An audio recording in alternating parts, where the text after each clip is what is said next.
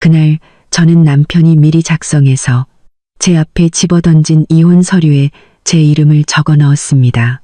그보다 더 무정할 수 없는 표정이었죠. 저는 남편의 눈에 서린 희열과 경멸을 똑똑히 보았습니다. 지난 10년간 저와 한 이불을 덮고 살아온 남자, 박서준. 그는 마침내 늙고 빌부터 사는 전업주부를 성공적으로 떼어냈다고 생각하고 있었을 겁니다. 그리고 자신의 귀한 핏줄을 임신한 젊고 아름다운 내연녀를 당당하게 집으로 들일 생각에 부풀어 있었겠죠.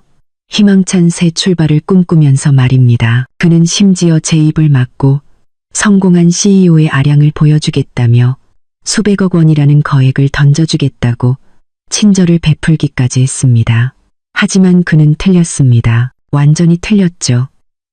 법원의 차가운 문 밖을 나서는 순간 그의 만족스러운 미소가 채 가시기도 전에 제가 가장 먼저 한 행동은 울부짖는 것도 가족에게 전화해 하소연하는 것도 아니었습니다. 저는 조용히 대기하던 차에 올라타 제보한 휴대폰을 꺼내 너무나도 평범한 이름으로 저장된 번호를 눌렀습니다.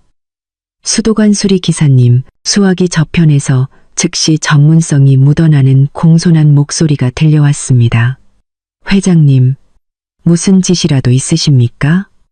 저는 창밖으로 빠르게 스쳐 지나가는 인파를 바라보며 차분하지만 얼음장처럼 차가운 목소리로 말했습니다. 플랜 B를 즉시 실행하세요.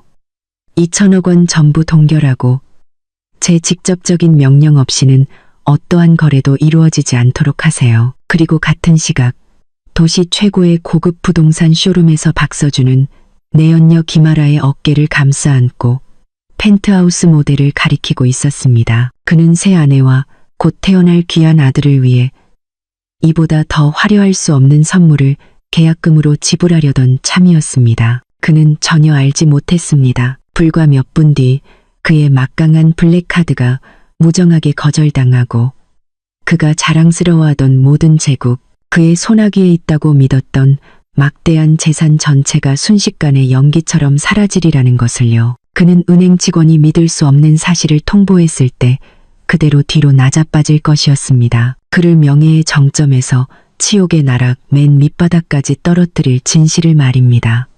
제 이름은 윤지수, 올해 35세입니다. 모든 사람들, 심지어 시댁 식구들의 눈에 저는 질투가 날 정도로 운이 좋은 여자였습니다. 젊고 재능 있고 잘생긴 대기업 CEO 박서준과 결혼해 신데렐라가 되었으니 운이 좋았죠. 호화로운 저택에서 돈 걱정 없이 집에서 남편과 아이를 돌보고 스파에 가고 쇼핑이나 하며 전업주부로 살면 되니 운이 좋았습니다. 그들은 10년 동안 그 완벽한 껍데기를 보며 그것을 믿었습니다.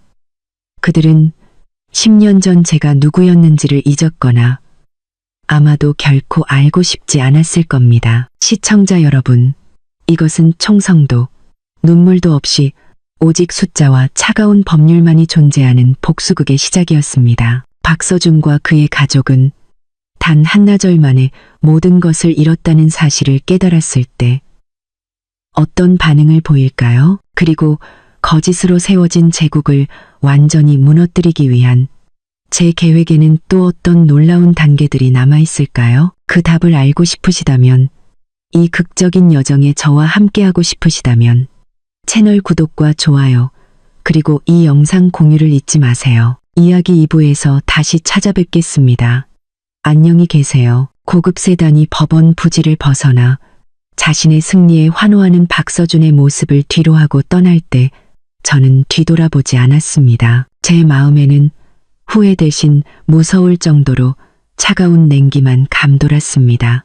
저는 차창에 비친 제 모습을 바라보았습니다. 30대 중반의 여자가 심플한 실크 원피스를 입고 가벼운 화장을 한 그다지 눈에 띄지 않는 모습이었죠. 이렇게 평범해 보이는 여자가 방금 2천억 원 규모의 그룹 전체를 뒤흔들 수 있는 명령을 내렸다고 누가 상상이나 할 수 있을까요? 여러분께서 제가 어째서 그렇게 막강한 권력을 가졌는지, 그리고 왜 지난 10년간 기꺼이 전업주부로 살아왔는지 이해하시려면 아마도 처음부터 이야기를 다시 해야 할 것 같습니다. 지난 10년간 남편의 뒤에 서 있던 보이지 않는 그림자, 무형의 수석 설계자였던 제이야 말입니다. 앞서 말씀드렸듯이 저는 서준을 만났을 때 그는 갓 대학을 졸업한 청년이었고 그의 가족 회사는 파산 위기에 처한 작은 목공소에 불과했습니다. 하지만 그때 저는 그런 것들을 보지 않았습니다. 저는 그의 안에서 아버지의 사업을 다시 일으키려는 열망의 불꽃과 야망을 보았습니다. 그리고 젊은 날의 사랑과 순수함으로 저는 그의 야망의 날개를 달아주는 사람이 되기로 결심했습니다. 저는 모든 것을 포기했습니다. 부산에서의 유망한 경력을 포기하고 그를 따라 서울로 올라왔습니다. 처음의 나날들은 정말로 힘들었습니다. 우리는 그의 가족이 살던 허름한 단독주택에서 살았습니다. 회사는 빚더미에 앉았고 직원들은 거의 다 떠났습니다. 시아버지이신 박태산 회장님은 사업 실패의 충격으로 병석에 누우셨고 시어머니이신 최은숙 여사님은 매일 한숨만 쉬며 무능한 아들을 탓했습니다. 이처럼 절박한 상황 속에서 저는 좌절하는 대신 이상한 흥분을 느꼈습니다. 저 같은 금융 전문가에게 파산 직전의 회사는 어려운 수학 문제와도 같았고 자극적인 도전이었습니다. 저는 바로 나서지 않았습니다. 시댁의 가부장적인 사고방식으로는 여자가, 그것도 갓 들어온 새며느리가 사업에 개입하는 것을 절대 받아들이지 않으리라는 것을 알았기 때문입니다. 저는 현명한 아내가 되기로 했습니다. 매일 밥을 짓고 편찮으신 시아버지를 돌봤습니다. 하지만 매일 밤 모두가 잠든 후 저는 서준과 함께 책상에 앉았습니다. 저는 그에게 회사의 모든 회계장부, 모든 계약서, 모든 채무 서류를 가져오라고 했습니다. 그리고 빛이 부족한 작은 방에서 저는 기업 구조조정 전문가로서의 일을 시작했습니다. 저는 여러 날 밤을 새워가며 숫자 하나하나를 분석하고 경영상의 허점과 낭비되는 지출 항목들을 찾아냈습니다. 저는 서준을 위해 밀리미터 단위까지 세세한 계획을 세웠습니다. 첫째, 불필요한 인력을 감축하고 조직을 슬림화하는 것. 둘째, 채권자들과 협상하여 상환 기간을 연장하고 합리적인 상환 로드맵을 제시하는 것. 셋째, 그리고 가장 중요한 것은 회사를 위한 새로운 방향을 찾는 것이었습니다. 저는 평범한 목재 가구를 계속 생산해서는 결코 경쟁할 수 없다는 것을 깨달았습니다. 저는 당시 한국에서는 매우 생소한 분야였던 스마트 가구와 친환경 건축 자재 생산으로 전환하는 과감한 방향을 제안했습니다. 처음에 서준은 매우 망설였습니다. 그는 위험을 두려워했죠. 하지만 저는 제 모든 지식과 시장 분석을 동원해 그를 설득했습니다. 저는 그에게 이 시장의 거대한 잠재력을 보여주었고 미래에 대한 청사진을 그려주었습니다. 그리고 자본을 마련하기 위해 저는 제 결혼 지참금의 상당 부분을 얼굴 없는 투자자의 형태로 회사에 몰래 투입하는 것을 망설이지 않았습니다. 모든 일은 아무도 알아채지 못하도록 복잡한 거래를 통해 이루어졌습니다. 서준은 그저 어떤 귀인이 회사의 잠재력을 보고 투자를 결정했다고만 알았습니다.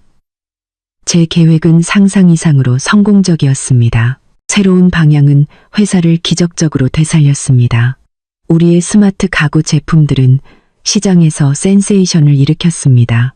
대형 계약들이 쏟아지기 시작했습니다. 파산 직전의 공장에서 시댁의 회사는 점차 회복되어 이익을 내기 시작했고 무서운 속도로 성장했습니다.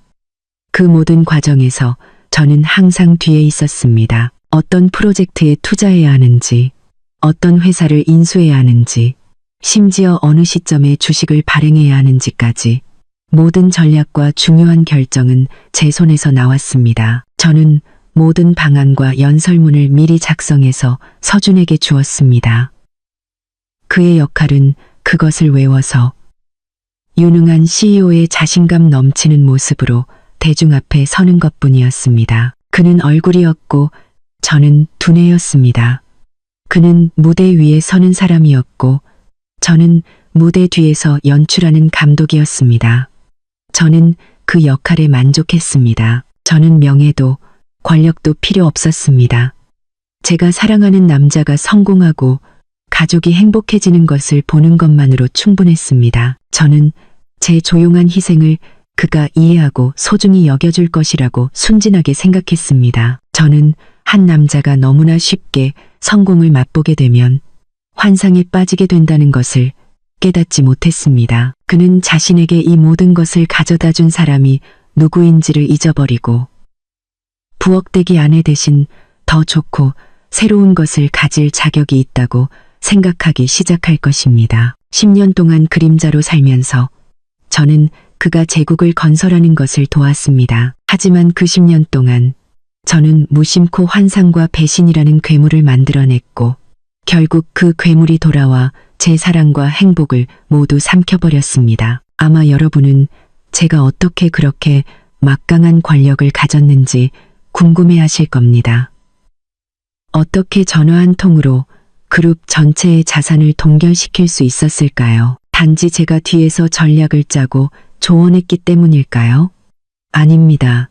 여러분, 만약 그랬다면 서준이 변심했을 때 그는 저를 쉽게 게임에서 제외시킬 수 있었을 겁니다. 제 진정한 권력은 그것은 거의 10년 전에 맺어진 비밀, 엄청난 약속에서 비롯된 것입니다. 시댁 식구 중 유일하게 제 가치를 제대로 알아봐준 단 한 사람과의 약속이었습니다. 그분은 바로 제 시아버지 박태산 회장님이셨습니다. 제가 처음 시집왔을 때 박 회장님은 인생에서 가장 좌절한 시기를 보내고 계셨습니다. 평생을 바쳐 일군 사업이 결국 파산 위기에 직면했고 그로 인해 병까지 얻으셨습니다. 병원에서 아버님을 간호하는 동안 저는 며느리의 도리를 다했을 뿐만 아니라 그분을 친아버지처럼 여겼습니다. 우리는 많은 시간 동안 대화를 나누고 속마음을 털어놓았습니다.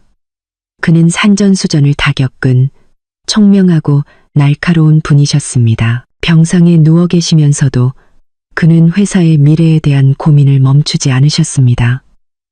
그리고 바로 그 대화들 속에서 그는 한 가지 사실을 금방 깨달으셨습니다. 아내가 늘 무시하던 이 시골 출신 며느리가 경영과 재무에 있어 비범한 두뇌를 가졌다는 것을 말입니다. 그는 제가 그의 과거 경영 전략의 오류를 정확히 지적하고 대담하면서도 논리적인 새로운 아이디어를 제시하는 것에 매우 놀라셨습니다. 동시에 그는 또 다른 고통스러운 진실을 깨달으셨습니다. 그의 외아들 박서준은 겉모습은 번지르르하고 야망도 있지만 실제로는 리더에게 필요한 결단력, 예민함, 그리고 냉철함이 부족하다는 것을요. 그는 이 모든 사업을 서준에게 맡기면 머지않아 다시 무너질 것이라는 것을 알고 계셨습니다.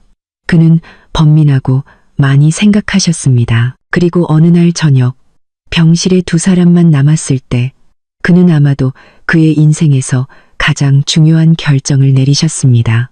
아가, 그는 저를 부르셨습니다. 목소리는 약했지만 눈빛은 매우 명민했습니다. 내게 부탁할 일이 하나 있다. 아주 중대한 일인데 내게 맡기고 싶구나. 어떤 일이 있어도 서준이와 이 가문의 사업을 절대 버리지 않겠다고 약속해 줄 수 있겠니? 당시 서준에 대한 뜨거운 사랑으로 가득했던 저는 망설임 없이 고개를 끄덕였습니다. 네, 아버님, 약속드릴게요. 좋다. 그는 안도의 한숨을 쉬셨습니다. 그럼 내 말을 잘 듣거라. 나도 내가 살 날이 얼마 남지 않았다는 걸 안다.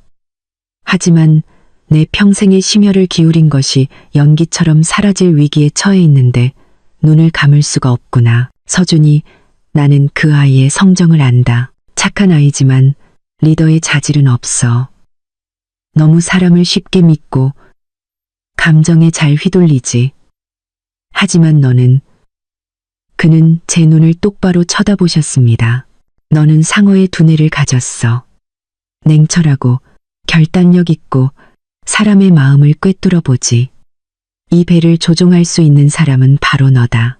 그리고 그는 엄청난 계획을 말씀하셨습니다.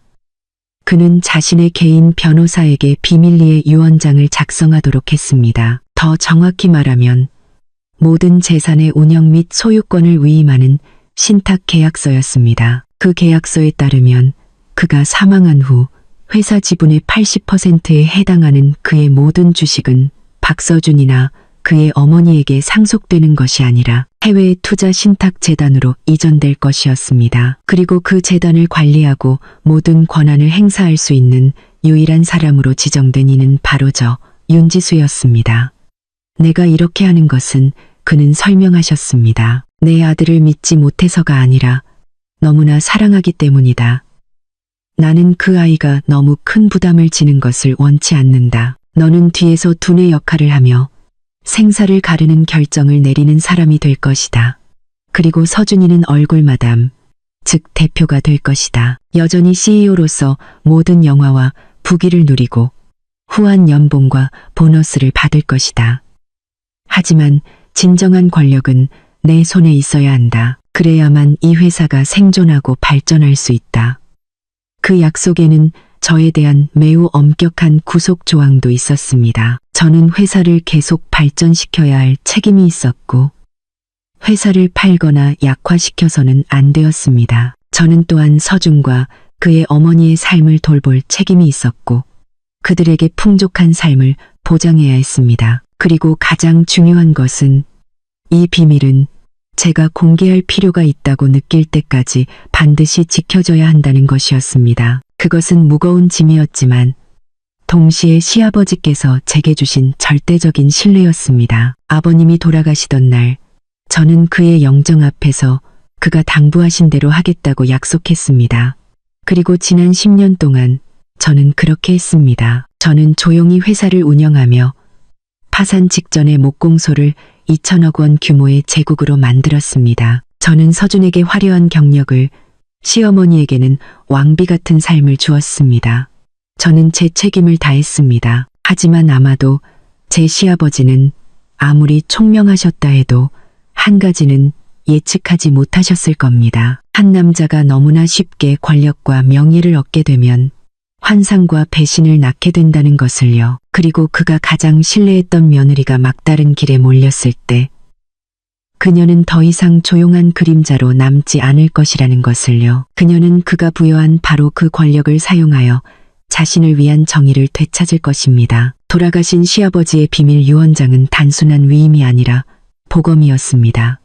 그리고 이제 그 보검을 칼집에서 뽑을 때가 되었습니다. 돌아가신 시아버지께서 맡기신 비밀 유언장과 절대적인 권력으로 저는 박씨 가문의 사업 제국을 재건하고 건설하는 일에 착수했습니다. 하지만 저는 그 일을 마치 두꺼운 벨벳 커튼 뒤에 서서 완벽한 연극을 만들기 위해 각시를 교묘하게 조종하는 인형극 예술가처럼 매우 정교하고 조용하게 해냈습니다. 제 바로 곁에 있는 남편 박서준과 한 집에 사는 시어머니 최 여사님을 포함하여 그 누구도 저의 진짜 역할을 알아채지 못했습니다. 그들은 기적적인 결과와 눈부신 성공만을 볼 수 있었을 뿐, 그 모든 기적을 만들어낸 사람이 바로 그들이 늘 무시하던 전업주부 며느리라는 사실은 전혀 몰랐습니다. 제 사무실은 마천루에 반짝이는 이름표가 달린 화려한 사무실이 아니었습니다. 그것은 제가 독서와 휴식을 위한 공간으로 교묘하게 위장한 저택의 다락방에 있는 작은 방이었습니다. 그 안에는 고전 문학 작품으로 가득 찬 참나무 책장 외에도 최고 사양의 슈퍼컴퓨터 시스템, 복잡한 주식 지수를 표시하는 여러 대의 모니터, 그리고 24시간 내내 원활한 연결을 보장하는 별도로 설치된 고속 위성 인터넷 회선이 있었습니다. 그곳이 바로 저의 중앙사령부이자 최고 지휘 본부였습니다. 그곳에서 저는 전 세계 금융시장의 미세한 변동까지 모두 추적했습니다. 그곳에서 저는 단 한 번의 클릭으로 수백억 원에 달하는 주식과 채권 매매 명령을 내렸습니다. 그리고 또한 그곳에서 저는 박서준과 그룹을 위한 모든 행보와 발전 전략을 세웠습니다. 저의 조종은 매우 체계적이고 거의 흔적을 남기지 않는 방식으로 이루어졌습니다. 매일 아침 온 가족을 위해 정성껏 아침 식사를 준비한 후 저는 약 1시간 동안 아래층에 있는 남편의 서재에서 함께 차를 마시며 신문을 읽었습니다. 하지만 사실 그것은 그날의 가장 중요한 전략보고 회의였습니다. 저는 국제경제신문에서 새로 떠오르는 투자 동향이나 경쟁사의 이례적인 움직임에 대한 뜨거운 소식을 우연히 읽는 척했습니다. 그리고 아무것도 모르는 아내의 역할로 순진하게 서준의 의견을 물었습니다. 여보, 부동산의 인공지능 기술을 활용하는 이야기가 많네요. 너무 복잡하게 들려요. 당신은 전문가니까 이 문제에 대해 어떻게 생각해요? 우리 회사도 이 분야에 대해 조금 알아보는 건 어떨까요? 혹은 저 그룹 주가가 사상 최저치로 떨어졌대요. 당신은 경영의 천재니까 지금 매수하는 게 좋을까요? 아니면 위험이 클까요? 그러면 항상 자신을 과시하고 싶어하고 경제 지식은 거의 제로에 가까운 서준은 늘 거만한 태도로 일축했습니다. 아, 당신이 사업에 대해 뭘 안다고. 그런 시시한 뉴스 읽어서 머리 아프게 뭐해. 회사 일은 내가 알아서 할게. 하지만 불과 하루 이틀 뒤 그룹의 고위급 회의에서 그는 바로 그 아이디어들을 마치 자신의 전략적 비전과 결정인 양 엄숙하게 발표하곤 했습니다. 제가 여러 밤을 새워 면밀히 연구했습니다. 그는 임원들에게 단호한 목소리로 말했습니다. 저는 인공지능에 대한 투자가 바로 미래이며 우리 그룹의 생존 길이라고 생각합니다.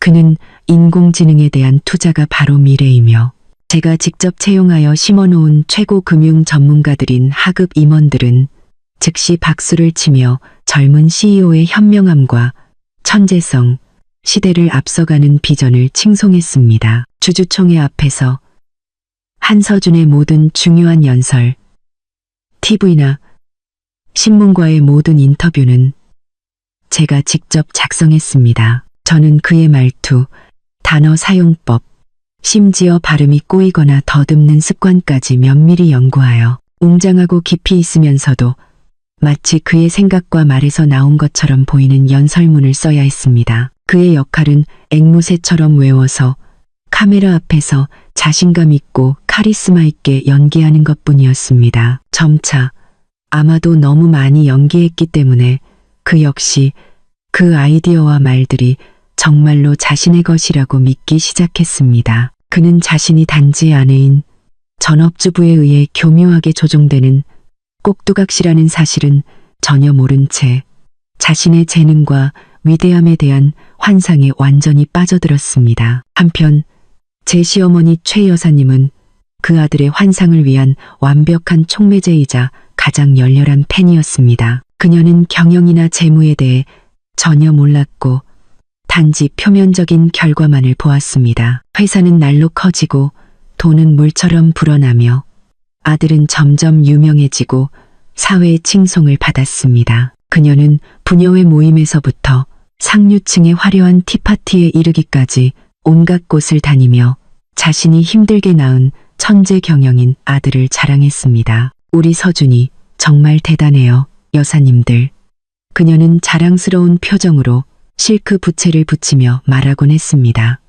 그 아이는 위인의 두뇌를 가졌어요. 불과 몇 년 만에 남편이 남긴 파산 직전의 목공소를 거대한 그룹으로 키워냈지 뭐예요.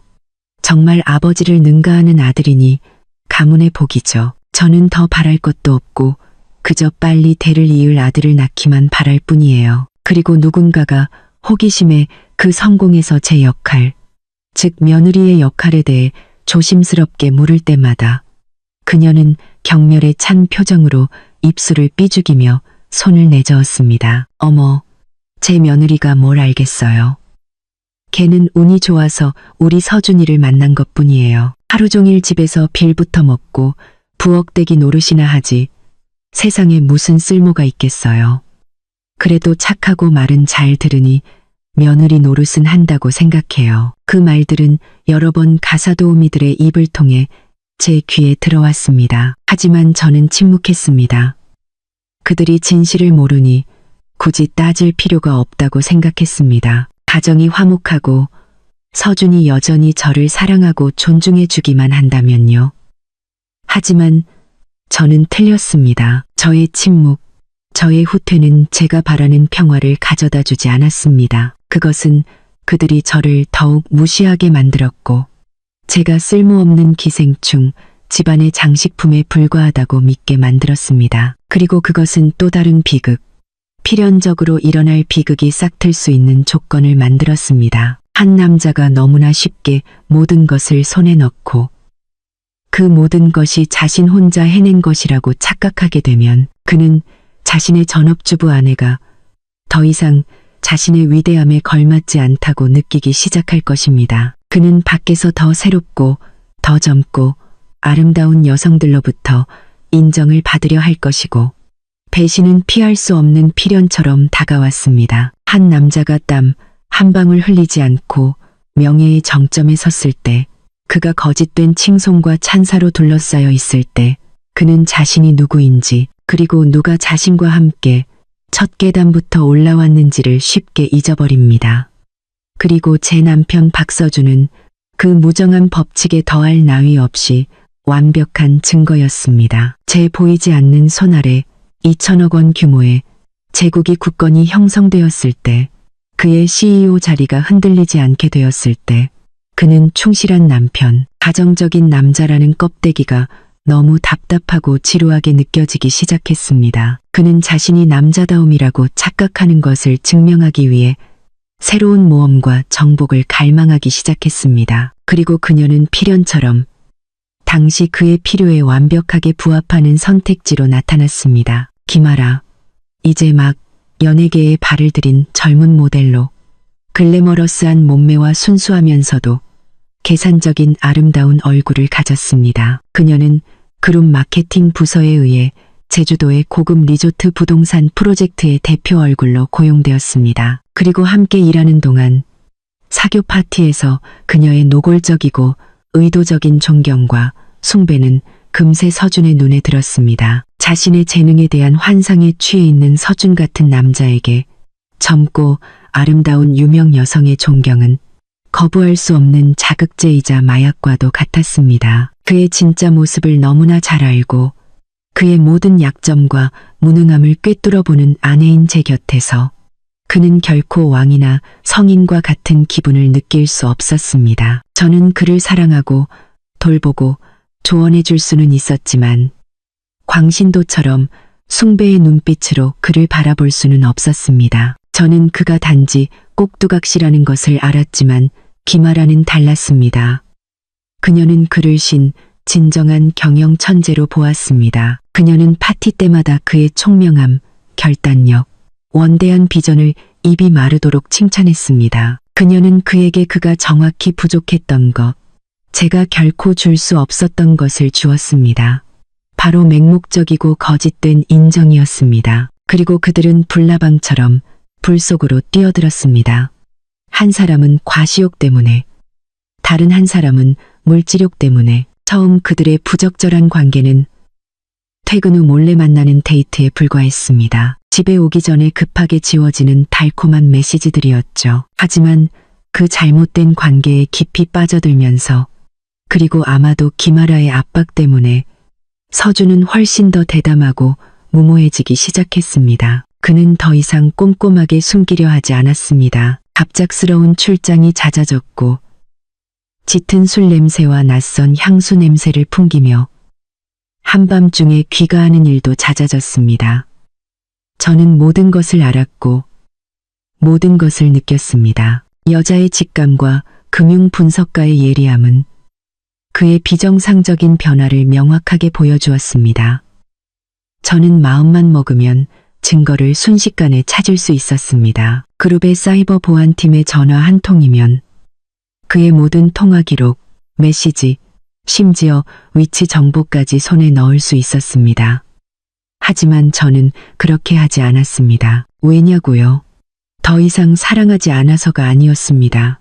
그에 대한 제 사랑은 오래전에 식었습니다. 그가 집에 와서 오류투성이 사업계획서를 제게 던지며 내일 아침까지 제대로 수정해 놓으라고 요구했을 때부터 말입니다. 제가 침묵한 것은 두렵거나 유약해서가 아니라 제 자존심이 너무 강했기 때문입니다. 저 윤지수는 결코 질투에 눈이 멀어 자신을 낮추지 않으며 제 결혼을 세상 사람들의 구경거리가 되는 값싼 연극으로 만들지 않습니다. 저는 침몰 직전에 배 옆에서 조용히 헤엄치며 가장 적절한 공격 시점을 기다리는 상어처럼 조용히 관찰하는 길을 택했습니다. 저는 그가 스스로 멈출 줄 알 것이라고, 누가 정말로 중요한 사람인지 깨닫고 돌아올 것이라고 순진하게 희망했습니다. 저는 제 나름의 방식으로 그룹을 더욱 성장시켜 그에게 제 가치를 보여줌으로써 그를 붙잡으려 노력했습니다.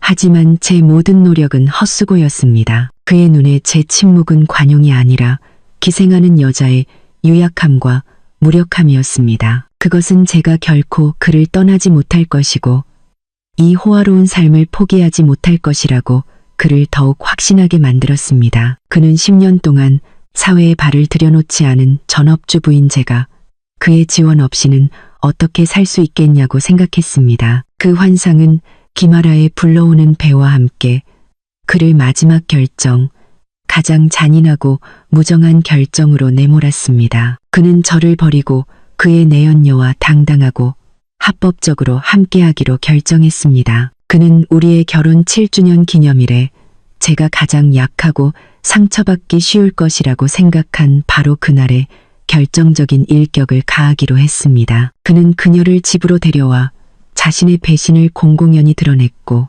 이혼 서류와 함께 가장 신랄한 모욕의 말을 제 얼굴에 던졌습니다. 제가 청춘을 바쳐 만들어낸 그 꼭두각시가 이제 와서 자신을 만들어낸 바로 그 사람을 뒤엎고 파괴하려 하고 있었습니다. 그는 그가 그렇게 함으로써 스스로 시한폭탄의 스위치를 누르고 있다는 사실을 전혀 몰랐습니다. 그 제국과 미래, 그리고 자신의 위대함에 대한 환상까지 모두 날려버릴 폭탄의 스위치를 말입니다. 제가 청춘을 바쳐 뒷바라지한 남편 박서준이 임신한 내연녀를 집에 데리고 와 공개적으로 이혼을 요구했을 때 저는 그것이 무정함의 극치이며 이미 상처로 가득한 제 심장에 꽂히는 마지막 비수라고 생각했습니다.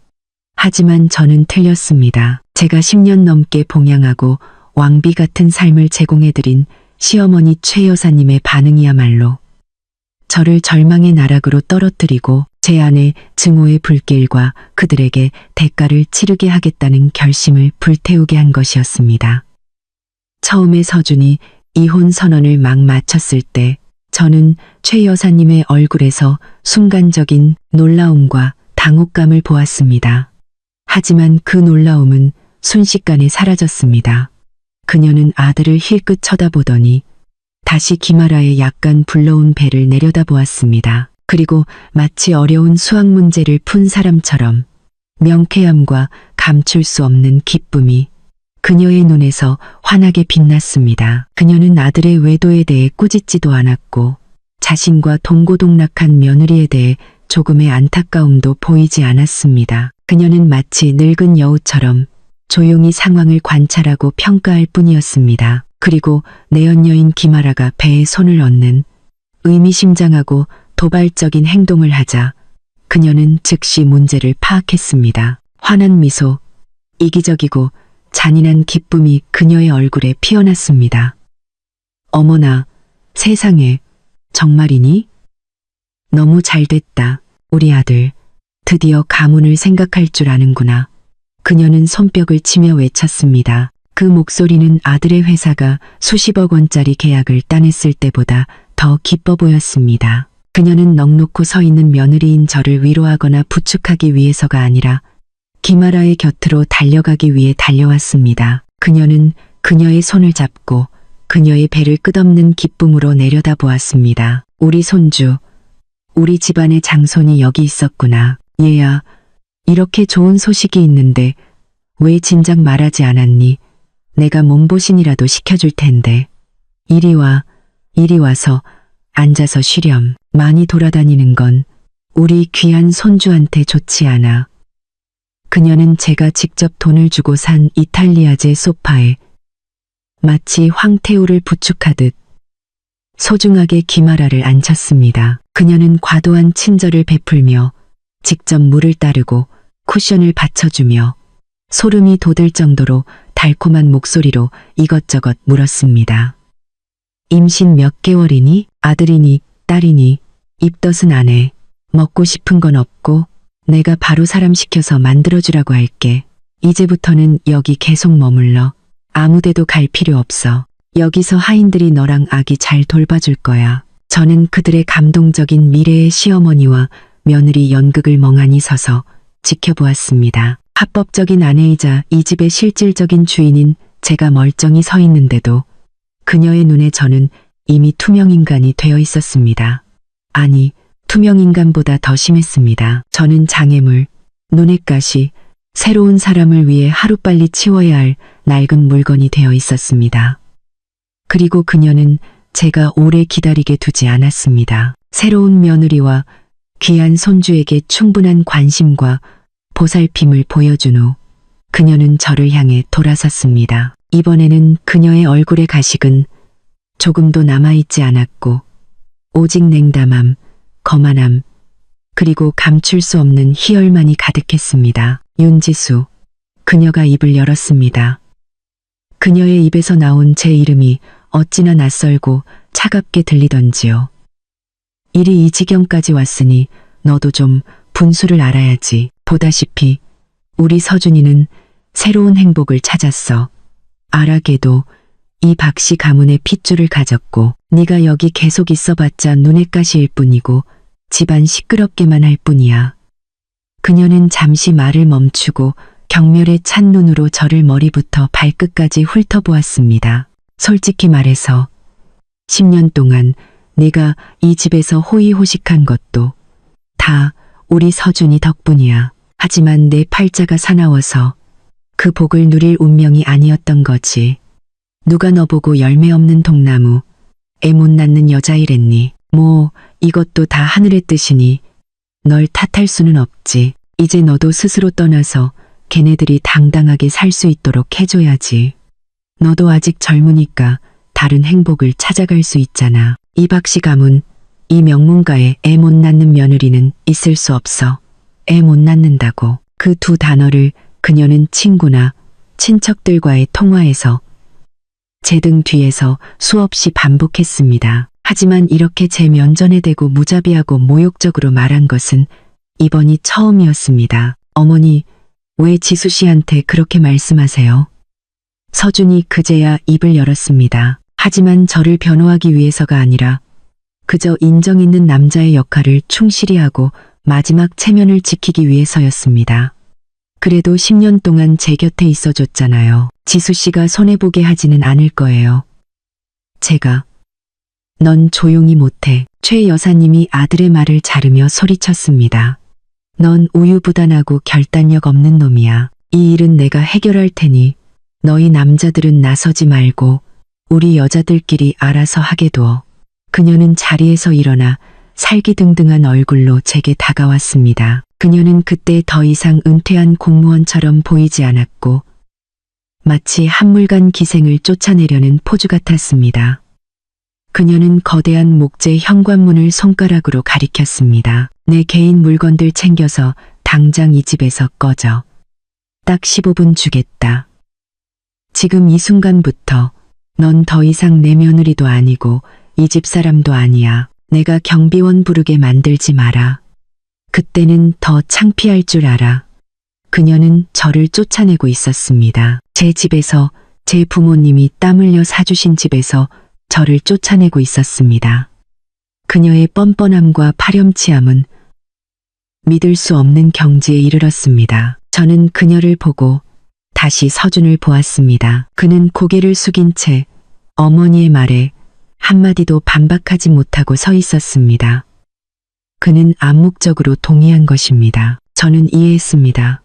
이것은 최 여사님 혼자만의 돌발 행동이 아니었습니다. 이것은 모자가 미리 상의하고 계획한 연극이었습니다. 그들은 이런 식으로 저를 모욕하고 가장 치욕스러운 방식으로 집에서 쫓아내어 그 내연녀를 위한 길을 명분 있게 열어주려 했습니다. 그들은 저를 잘못한 사람, 시댁에 버림받은 사람으로 만들어 이 집과 그들이 서준의 것이라고 생각하는 모든 재산을 쉽게 차지하려 했습니다. 목구멍까지 차오르는 분노의 숨이 거의 막힐 지경이었습니다. 하지만 저는 소리치지도 말다툼하지도 울부짖지도 않았습니다. 왜냐하면 지금 이 순간 어떤 말도 무의미하다는 것을 알았기 때문입니다. 탐욕과 배신의 눈이 먼 사람들에게는 어떤 이치도 통하지 않습니다. 저는 그들을 마지막으로 한번 쳐다보았습니다. 이 은혜를 모르는 사람들의 진짜 얼굴을 깊이 새기기 위해 아주 오랫동안 쳐다보았습니다. 그리고 저는 돌아섰습니다. 맞습니다.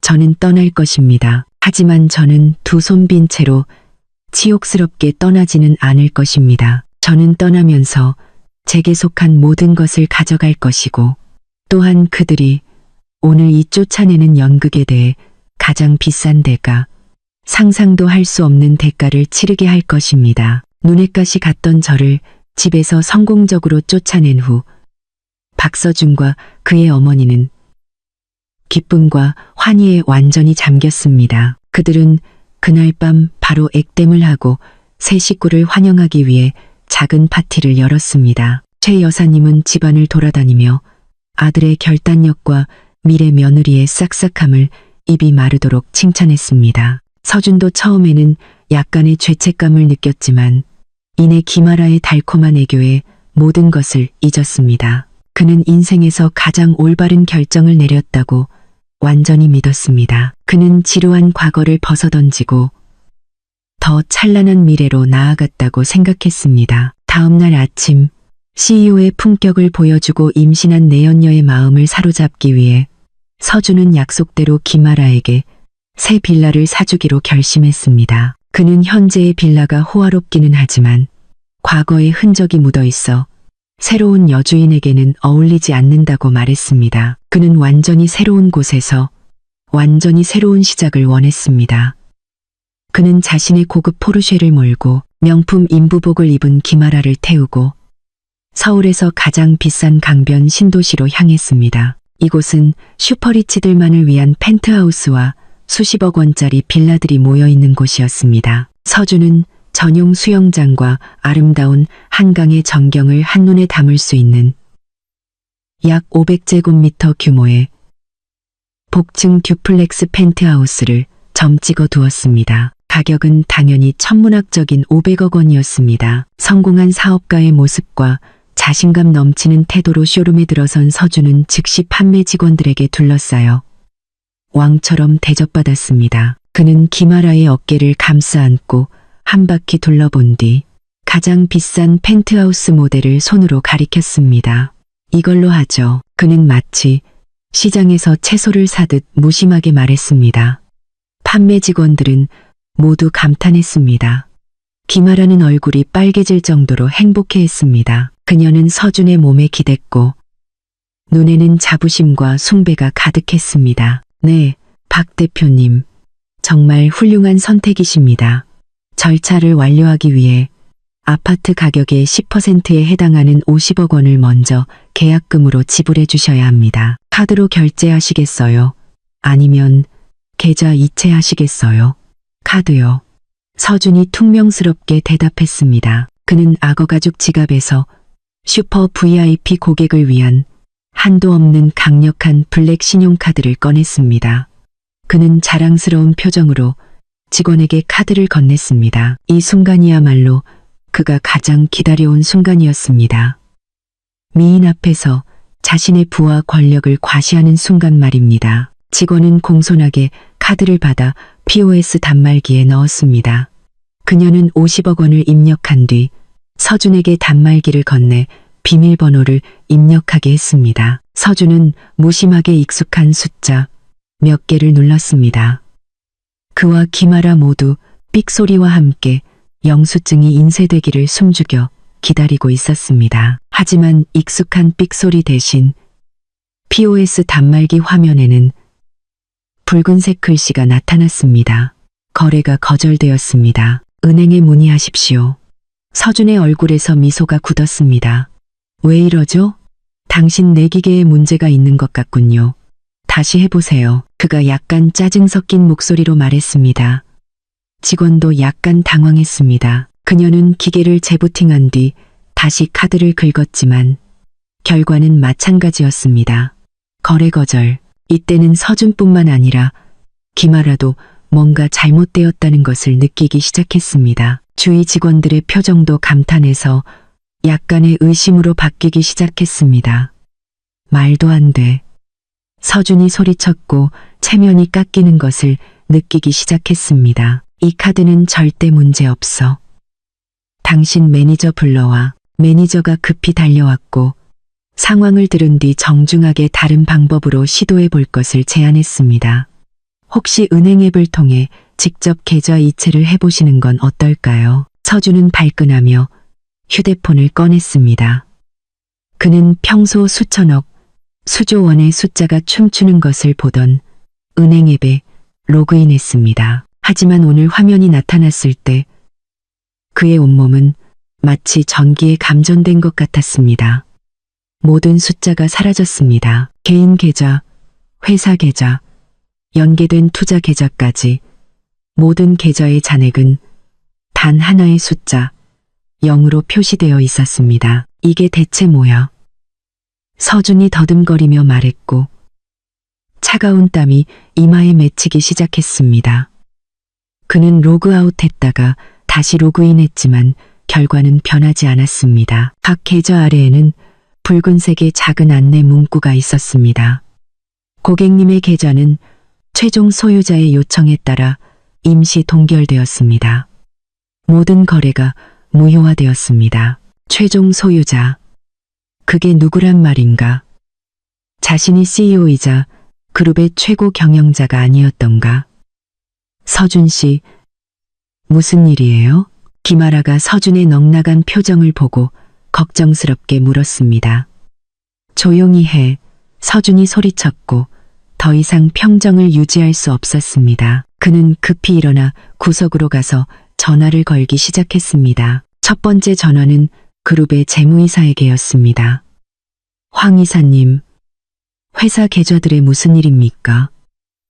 왜 전부 동결된 거죠? 수화기 저편의 재무이사 목소리는 피곤하고 놀란 기색이 역력했습니다. 대표님, 저도 방금 통보를 받았습니다. 동결 명령은 저희 주요 투자 펀드가 관리되고 있는 스위스 은행에서 직접 내려왔습니다. 그들은 이것이 펀드의 회장님, 즉 최종 소유자의 직접적인 명령이라고 합니다. 회장님? 어떤 회장님? 아버지는 돌아가셨잖아요. 그리고 제가 경영자인데. 서준이 전화기에 대고 소리쳤습니다. 저도 잘 모르겠습니다. 대표님. 그들은 명령을 내린 사람이 윤지수라는 이름을 가진 분이라고만 했습니다. 윤지수? 그 이름은 서준의 뇌리를 강타하는 벼락과도 같았습니다. 그는 망연자실했고 휴대폰을 거의 놓칠 뻔했습니다. 말도 안 돼. 어떻게 그녀일 수가 있지? 전업주부, 기생충이 어떻게 그렇게 막강한 권력을 가질 수 있단 말인가? 분명히 뭔가 착오가 있을 것이다. 은행에서의 충격은 그가 곧 직면하게 될 악몽, 끔찍한 진실의 시작에 불과했습니다. 부동산 쇼룸에서 첫 충격을 받은 후 박서준은 넋이 나간 사람처럼 그곳을 뛰쳐나왔고 어리둥절한 김아라와 판매 직원들의 경멸 어린 시선을 뒤로했습니다. 그는 포르쉐에 주저앉았고 온 세상이 눈앞에서 빙빙 도는 것 같았습니다. 윤지수. 어떻게 윤지수일 수가 있지? 분명히 끔찍한 착오가 있을 것이다. 혹시 그녀가 재무이사와 짜고 자신을 골탕 먹이려는 것은 아닐까? 그는 서둘러 다른 번호를 눌렀습니다. 이번에는 그가 절대적으로 충성한다고 믿는 그룹의 회계팀장이었습니다. 박 부장님, 지금 당장 확인해 주세요. 그룹의 전체 재무 시스템에 문제가 있습니까? 왜 모든 계좌가 동결되었죠? 수화기 저편의 회계팀장 목소리 역시 당황과 두려움으로 가득했습니다. 대표님, 저도 지금 정신이 하나도 없습니다. 오늘 아침에 최고 관리 시스템으로부터 전체 재무 운영 권한을 재구성한다는 이메일을 받았습니다. 대표님과 다른 임원들의 모든 접근 권한이 무효화되었습니다. 명령은 고위이사회 의장이라는 분이 내렸는데 이 직함은 제가 이전에 들어본 적이 없는 것입니다. 고위이사회 의장? 그게 누군데? 이름이 뭐야? 서준이 심장이 쿵쾅거리며 소리쳤습니다. 네. 이메일에는 그 직책을 맡은 분이 윤지수님이시라고 명시되어 있습니다. 또 윤지수. 이번에는 틀림없었습니다. 그 이름과 권력 있는 직함은 부인할 수 없는 사실을 확인시켜 주었습니다. 그가 방금 버린 전업주부 아내가 어떤 방법으로든 그룹 전체의 재정적 생명줄을 쥐고 있었습니다. 하지만 어떻게 부엌대기 노릇만 하던 여자가 어떻게 그렇게 무시무시한 권력을 가질 수 있었을까? 서준은 미친 듯이 경영진의 이 사람 저 사람에게 전화를 걸었지만 모두들 그에게 비슷한 대답을 했습니다. 자신들은 월급쟁이일 뿐이고 상부의 명령에 따를 뿐이며 이제 그들의 최고 상사는 박서준 CEO가 아니라 윤지수 의장이라고. 무력감, 공황, 그리고 분노에 휩싸인 서준은 미친 사람처럼 집으로 차를 몰았습니다. 그는 설명이 필요했고 진실을 밝혀내야 했습니다. 빌라에 도착했을 때 그는 어머니 최 여사님이 새며느리를 위해 제 방을 다시 정리하라고 가사도우미에게 즐겁게 지시하는 것을 보았습니다.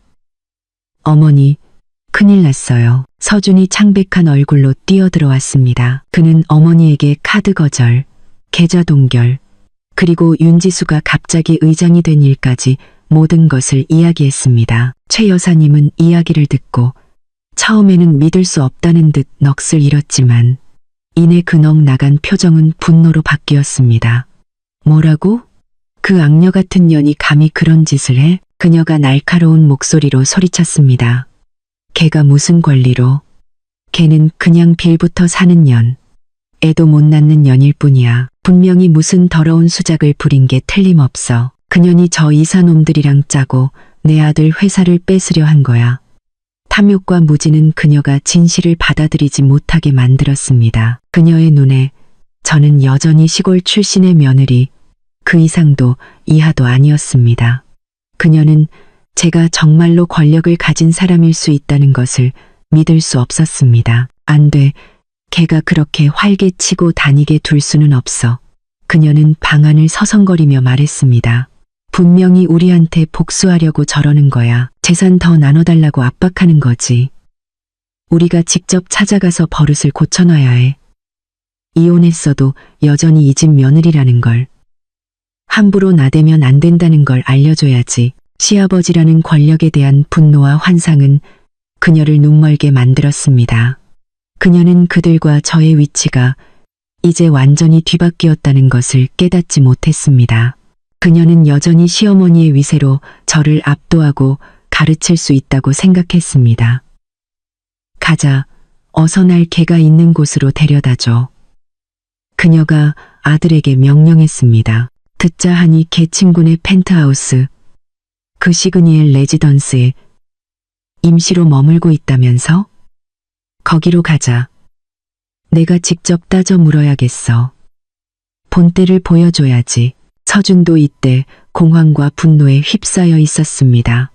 그는 더 이상 이해득 씨를 따질 이성이 남아있지 않았습니다. 그도 저를 찾아가 대질하고 진실을 밝혀내고 싶었습니다. 그 역시 이것이 저의 더러운 방해 공작일 뿐이라고 믿었습니다. 그리고 그는 남자의 힘으로 쉽게 진압할 수 있을 것이라고 생각했습니다. 그렇게 분노에 찬 한 사람과 공황에 빠진 한 사람, 그 모자는 여전히 자신들이 우위에 있다는 맹목적인 믿음을 가지고 저를 찾아 차를 몰았습니다. 그들은 자신들이 더 큰 함정 속으로 저와 돌아가신 시아버지가 10년 전에 미리 준비해둔 연극 속으로 스스로 걸어 들어가고 있다는 사실을 전혀 몰랐습니다. 극도의 분노와 혼란 속에서 박서준 모자는 포르쉐를 몰고 그들이 제가 임시로 머물고 있다고 생각하는 시그니엘 레지던스를 향해 질주했습니다. 최 여사님은 조수석에 앉아 살기등등한 얼굴로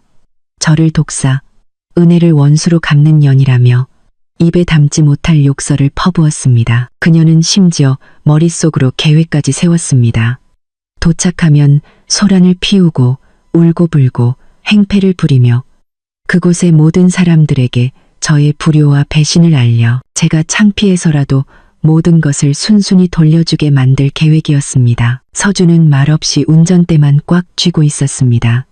그 역시 저를 추궁하고 남편의 위험으로 저의 음모를 자백하게 만드는 장면을 상상하고 있었습니다. 그들은 세상이 완전히 바뀌었다는 사실은 전혀 모른 채 여전히 자신들의 권력이라는 환상에 잠겨 있었습니다. 그들의 고급 세단은 그 단지에서 가장 호화로운 G1타워의 정문 로비 앞에 멈췄습니다. 그들은 상류층 특유의 자신감 넘치는 태도로 차에서 내렸지만 그 자신감은 즉시 찬물을 뒤집어 쓴 듯 사라졌습니다. 그들이 로비로 막 들어서려 할 때 제복을 입은 키 큰 경비원 2명이 즉시 나와 손을 들어 막아섰습니다. 실례합니다만 두 분은 무슨 일로 오셨습니까?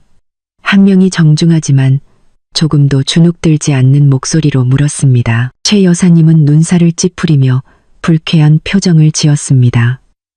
비켜요. 우리 35층에 가족 만나러 왔어요. 죄송합니다만 35층에 누구를 찾으시는지요? 그리고 미리 약속은 하셨습니까? 두 번째 경비원이 여전히 길을 막는 자세를 유지하며 물었습니다. 누굴 찾는지 당신들한테 보고해야 하나요? 최 여사님이 소리쳤습니다. 우리 며느리 윤지수 씨를 찾으러 왔어요. 우리 가족인데 무슨 약속이 필요해요. 윤지수라는 이름과 아파트 호수를 듣자 두 경비원은 서로를 쳐다보더니 첫 번째 경비원이 좀 더 단호한 목소리로 말했습니다. 죄송합니다만 저희는 아파트 주인으로부터 미리 약속된 명단에 없는 손님은 현재 받고 싶지 않다는 지시를 받았습니다. 그리고 그 명단에는 두 분의 성함이 없습니다. 돌아가 주시기 바랍니다. 뭐라고? 걔가 감히 그런 짓을 해? 최 여사님이 분노에 찼습니다. 걔는 친구 집에 얹혀 사는 주제에 감히 여기 경비원들한테까지 명령을 내려? 당신들 내가 누군지 알아? 내가 걔 시어머니야. 당장 비켜. 서준은 어머니가 소란을 피우자 체면이 깎일까 두려워 급히 그녀를 끌어당겼습니다. 그는 좀 더 정중한 척하며 지갑에서 명함 한 장을 꺼냈습니다. 안녕하세요. 저는 태산그룹 CEO 박서준입니다. 제 아내와 약간의 오해가 있어서요. 잠시 만나서 가족 문제를 해결할 수 있도록 허락해 주시면 감사하겠습니다. 그는 자신의 CEO라는 직함이 이 경비원들을 겁줄 수 있을 것이라고 생각했습니다. 하지만 그는 틀렸습니다. 경비원은 명함을 힐끗 보고는 돌려주며 고개를 저었습니다. 죄송합니다, 박 대표님. 저희는 규정과 집주인의 지시에 따를 뿐입니다. 대표님이 누구시든 올려보내드릴 수 없습니다. 계속 소란을 피우시면 저희도 부득이하게 강경한 조치를 취할 수밖에 없습니다. 경비팀의 무정하고 단호한 태도의 서준과 그의 어머니는 할 말을 잃었습니다. 그들은 어디를 가든 존중받고 대접받는데 익숙했습니다. 이렇게 문전에서 무자비하게 제지당한 것은 처음이었습니다. 그들은 뭔가 잘못되었다는 것을 깨달았습니다. 이 펜트하우스는 그들이 생각했던 것처럼 단순히 친구 집이 아니었습니다. 그들이 당황하고 분노하며 어찌할 바를 모르고 서 있을 때 로비에서 검은 정장을 입은 매우 세련된 남성이 걸어 나왔습니다. 바로 이준호 변호사였습니다. 그는 제게 미리 연락을 받고 언제부터인가 그곳에 와 있었습니다. 안녕하세요, 박 대표님, 그리고 어머님. 이 변호사가 입을 열었습니다. 그의 목소리는 차분했지만 감추지 않는 비꼬는 투가 섞여 있었습니다. 지수 씨를 찾으러 오셨군요. 안타깝게도 그녀는 여기 없습니다. 너는 지수 그년 변호사 맞지? 최 여사님은 예전에 제 서류 몇 가지를 처리하러 집에 왔던 이 변호사를 알아봤습니다. 말해봐. 지수 그년 어디 숨어 있어? 너도 걔랑 짜고 우리 집 재산을 훔치려는 거지? 이 변호사는 그저 미소를 지었습니다. 어머님, 말씀 조심하셔야겠습니다. 무고죄도 가벼운 죄가 아닙니다. 저는 누구와도 공모하지 않았습니다. 저는 단지 제 의뢰인이자 이 펜트하우스의 실소유주이신 분의 위임에 따라 제 일을 할 뿐입니다. 윤지수 씨요? 소유주라고요? 서준과 최 여사님은 귀를 의심하며 동시에 소리쳤습니다. 이 펜트하우스가 그녀의 것이라고? 정확합니다. 이 변호사가 고개를 끄덕였습니다. 3년 전에 그녀가 자신의 개인 자금으로 매입했습니다. 단지 과시하고 싶지 않아서 아무에게도 말하지 않았을 뿐입니다. 아, 그리고 이 집뿐만이 아닙니다. 이 변호사는 잡담하듯 말했습니다. 아마 부산과 제주도에도 몇 채 더 가지고 계실 겁니다. 저도 정확히는 기억나지 않네요. 이 변호사의 말은 서준 모자의 머리를 연이어 내리치는 망치와도 같았습니다. 그들은 완전히 충격에 빠졌습니다. 그들이 항상 빌부터 사는 존재라고 멸시했던 며느리, 아내가 그들이 전혀 모르는 사이에 거대한 개인 재산을 조용히 소유하고 있었습니다. 하지만 회사 일은요? 왜 그녀가 회사 계좌를 동결할 권리가 있는 거죠? 서준이 더듬거리며 물었습니다. 이것이야말로 그를 가장 공포에 떨게 한 것이었습니다. 아, 그 일이요? 이 변호사가 수수께끼 같은 미소를 지었습니다. 그 일에 대해서는 두 분이 저에게 물어볼 것이 아니라 다른 분에게 물어보셔야 할 것 같습니다. 아마도 두 분이 아주 오랫동안 잊고 지낸 분일 겁니다. 바로 그때 이 변호사 뒤에서 다른 남자가 걸어 나왔습니다. 초라한 모습의 낡은 옷을 입고 손에는 야구 모자를 든 남자였습니다. 바로 수십 년 전부터 제 시아버지를 모셨던 늙은 운전기사 김 기사님이었습니다. 그를 보자 서준과 최 여사님은 더욱 혼란스러워했습니다. 김 기사님, 왜 여기 계세요? 김 기사님은 대답하지 않고 고개를 숙이며 떨리는 목소리로 말했습니다. 도련님, 사모님, 돌아가신 회장님께서 제게 당부하셨습니다. 만약 오늘 같은 날이 오면 도련님과 사모님께 이것을 전해드리라고요. 말을 마친 김 기사님은 주머니에서 세월의 흔적이 묻어나는 누런 봉투 하나를 떨리는 손으로 꺼내 서준에게 공손히 건넸습니다. 실패로 끝난 방문은 더 엄청난 비밀, 영혼 속에서 곧 드러날 진실의 문을 열었습니다. 세월의 흔적이 묻어나는 누런 봉투가 박서준의 손에 들려 있었지만 그는 그것이 마치 바위처럼 뜨겁고 무겁게 느껴졌습니다. 그는 무슨 일이 일어나고 있는지 이해할 수 없다는 듯 중얼거렸습니다. 그의 아버지는 거의 10년 전에 돌아가셨고 유언과 재산에 관한 모든 일은 오래전에 마무리되었습니다. 왜 지금 갑자기 이런 비밀스러운 봉투가 나타난 것일까? 최 여사님 역시 당황한 기색이 역력했습니다. 그녀는 봉투를 뚫어지게 쳐다보다가 늙은 운전기사를 다시 쳐다보았고 이름 모를 불안감이 마음속에서 피어오르기 시작했습니다. 이 안에 뭐가 들었죠? 김 기사님? 서준이 약간 떨리는 목소리로 물었습니다. 김 기사님은 그저 고개를 저었고 늙고 주름진 눈에는 눈물이 고였습니다. 저도 잘 모릅니다. 도련님, 회장님께서는 이것을 잘 보관했다가 도련님께서 지수아 씨에게 큰 잘못을 저지르는 바로 그날에만 꺼내라고 하셨습니다. 늙은 운전기사의 말은 서준의 양심을 찌르는 비수와도 같았습니다. 그의 얼굴은 창백해졌고 그는 떨리는 손으로 봉투의 낡은 봉인을 천천히 뜯었습니다. 안에는 편지가 아니라 꼼꼼하게 타이핑된 서류 뭉치와 작은 USB 하나가 들어있었습니다. 서준은 서류 뭉치를 꺼내 읽었습니다. 읽을수록 그의 얼굴색은 창백해지다가 보랏빛으로 변해갔습니다.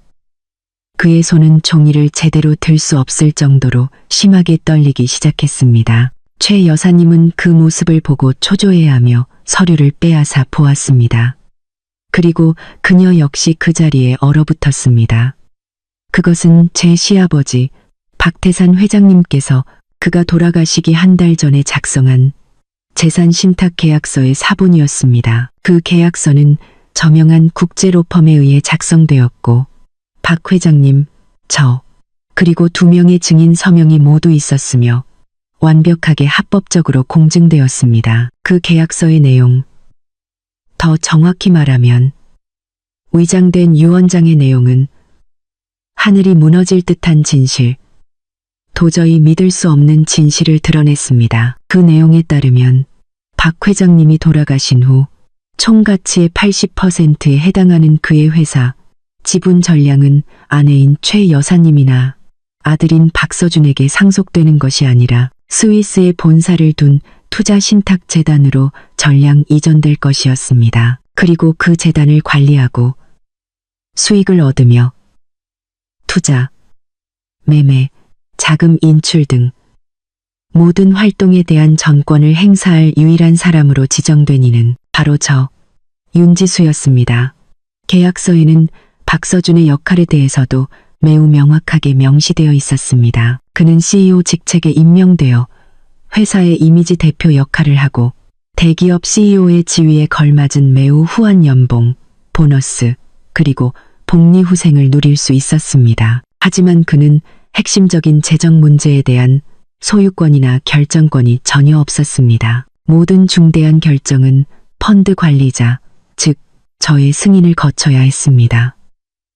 무정하게 말하자면 그는 자신의 가족 회사에서 일하는 고액 연봉의 고용인에 불과했습니다. 서준과 그의 어머니는 모두 망연자실하여 말을 잇지 못했습니다. 그들은 마치 자신의 눈을 믿을 수 없다는 듯 계약서를 몇 번이고 다시 읽었습니다. 왜 박 회장님은 그렇게 하셨을까? 왜 그는 자신의 친아들과 아내보다 갓 시집온 며느리를 더 신뢰했을까? 바로 그때 지금까지 조용히 지켜보던 이준호 변호사가 입을 열었습니다. 그의 목소리는 차갑고 또렷했습니다. 아마도 두 분은 이것까지 보셔야 박 회장님의 이유를 더 잘 이해하실 수 있을 겁니다. 그는 서준의 손에서 USB를 받아 자신이 가져온 태블릿 PC에 꽂은 뒤 화면을 그들 쪽으로 돌렸습니다. 화면에는 영상 하나가 나타났습니다. 그것은 박 회장님의 마지막 날들, 병실에서 촬영된 영상이었습니다. 그는 침대에 앉아 계셨고 비록 수척하고 약해 보였지만 눈빛은 매우 명민하고 날카로웠습니다. 그는 이야기를 하고 있었고 맞은편에 앉아 귀 기울이는 사람은 바로 저였습니다. 박 회장님의 목소리가 약하지만 단호하게 울려 퍼졌습니다. 나도 시간이 얼마 남지 않았다는 걸 안다. 평생을 바쳐 이 사업을 일궜는데 이대로 무너지게 둘 수는 없어. 서준이, 나는 그 녀석의 성정을 잘 안다. 착한 아이지만 리더의 자질은 없어. 너무 충동적이고 사람을 너무 쉽게 믿지. 이 그룹 전체를 그 녀석에게 맡기는 건 늑대에게 양을 맡기는 것과 같아. 그리고 내 아내는 좋은 여자지만 아들을 너무 맹목적으로 사랑하고 사업에 대해서는 아무것도 몰라.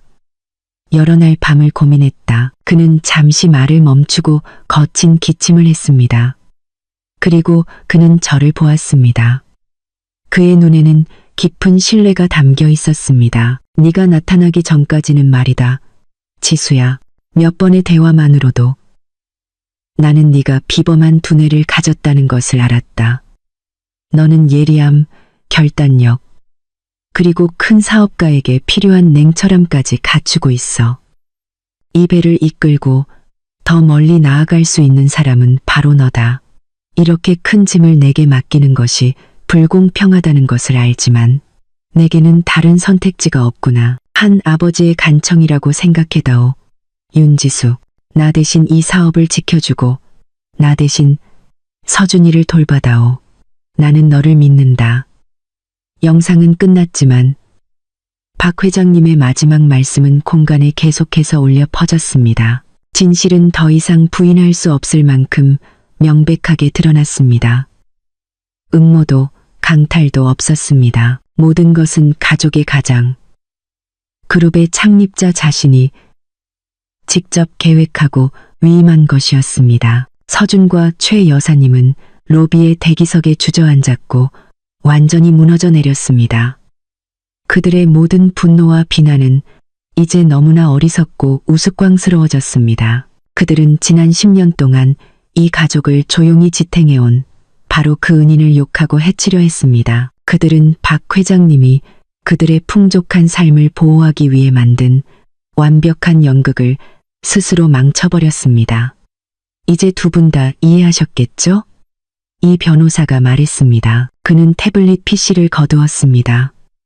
윤지수 씨는 누구의 것도 빼앗지 않았습니다. 오히려 그녀는 박 회장님의 유언을 충실히 이행하며 파산 직전의 회사를 2천억 원 규모의 제국으로 만들기 위해 지칠 줄 모르고 일했습니다. 두 분이 오늘날과 같은 삶을 살 수 있도록 말입니다. 계좌 동결 명령은 복수 행위가 아니라 단지 그녀가 자신의 합법적인 권한, 즉 소유주로서 두 분이 야기한 위험으로부터 자산을 보호하기 위한 권리를 행사한 것뿐입니다. 진실은 드러났지만 그것은 안도감 대신 더 큰 망연자실과 절망만을 가져다 주었습니다. 서준 모자는 그들이 재산뿐만 아니라 모든 것을 잃었다는 것을 깨달았습니다. 돌아가신 아버지이자 남편의 신뢰를 잃었고 고개를 들고 살 수 있는 자격마저 잃었습니다. 하늘이 무너질 듯한 진실이 밝혀진 후 박서준과 그의 어머니는 더 이상 건물 로비에서 소란을 피울 엄두를 내지 못했습니다. 그들은 극도의 망연자실과 절망 속에서 쓸쓸히 집으로 돌아갔습니다. 주인, 여왕의 위치에서 갑자기 자신이 단지 고용인, 빌부터 사는 존재라는 것을 깨닫는 그 느낌은 돈을 잃는 것보다 더 고통스럽고 굴욕적이었습니다. 임시로 구한 비좁은 집으로 돌아온 모자는 큰 다툼을 벌였습니다. 최 여사님은 아들이 어리석어 아내를 제대로 간수하지 못했다고 탓했고, 서준은 어머니가 탐욕스러워 이를 이 지경으로 만들었다고 책망했습니다. 하지만 서로를 탓하는 말다툼 끝에 그들은 결국 무정한 현실에 직면해야 했습니다. 그들은 모든 것을 잃게 될 것이었습니다. 만약 저 윤지수가 정말로 손을 쓴다면, 만약 제가 그룹에서 모든 자본을 회수하기로 결정한다면 그 2천억 원의 제국은 순식간에 무너질 것이고 그들은 호화로운 삶에서 두 손 빈털터리로 심지어는 빚더미에 앉게 될 것이었습니다. 두려움이 자존심을 이겼습니다. 그들은 더 이상 법적으로 저와 맞설 수 없다는 것을 알았습니다. 남은 유일한 길은 감정에 호소하는 것이었습니다. 그들은 저를 찾아가기로 결정했습니다. 따지기 위해서가 아니라 애원하기 위해서였습니다. 그리고 그것을 실현하기 위해 그들은 또 다른 연극, 훨씬 더 정교하고 가식적인 연극을 꾸미기 시작했습니다. 며칠 후 저는 낯선 번호로 전화를 받았습니다. 서준이었습니다. 수화기 저편의 그의 목소리는 더 이상 적대적이거나 분노에 차있지 않았고 매우 약하고 구슬펐습니다. 지수야, 나야. 혹시 잠시만 만날 수 있을까? 어머니가 위독하셔. 그는 흐느끼며 말을 끊었습니다. 저는 침묵했습니다. 이것 또한 연극이라는 것을 알았지만 이번에는 그들이 어떤 역할을 할지 궁금했습니다.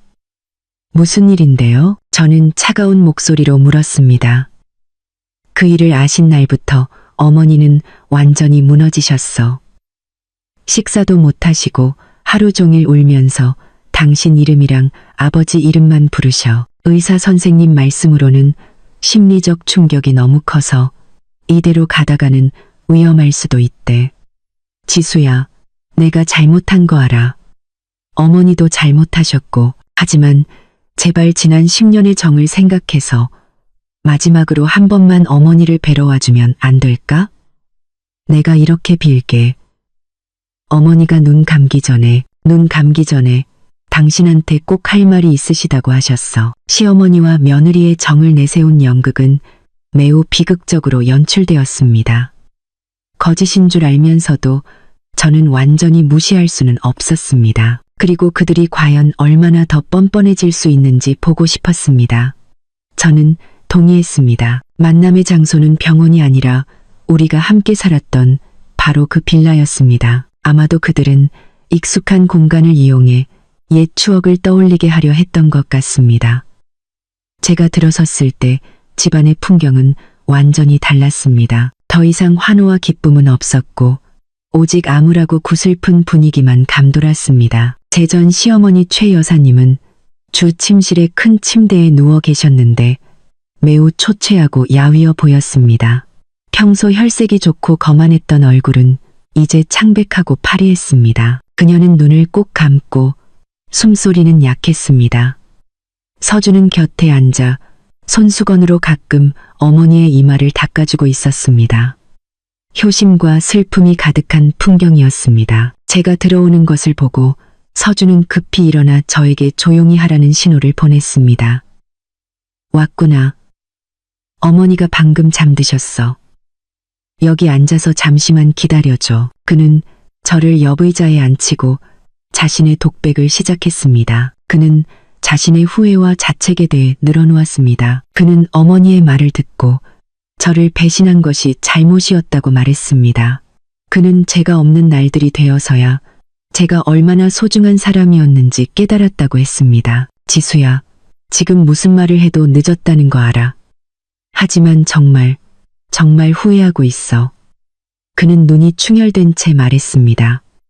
네가 날 용서해 주길 바라지는 않아. 그저 우리 어머니를 용서해 줘. 늙으셔서 판단력이 흐려지신 거야.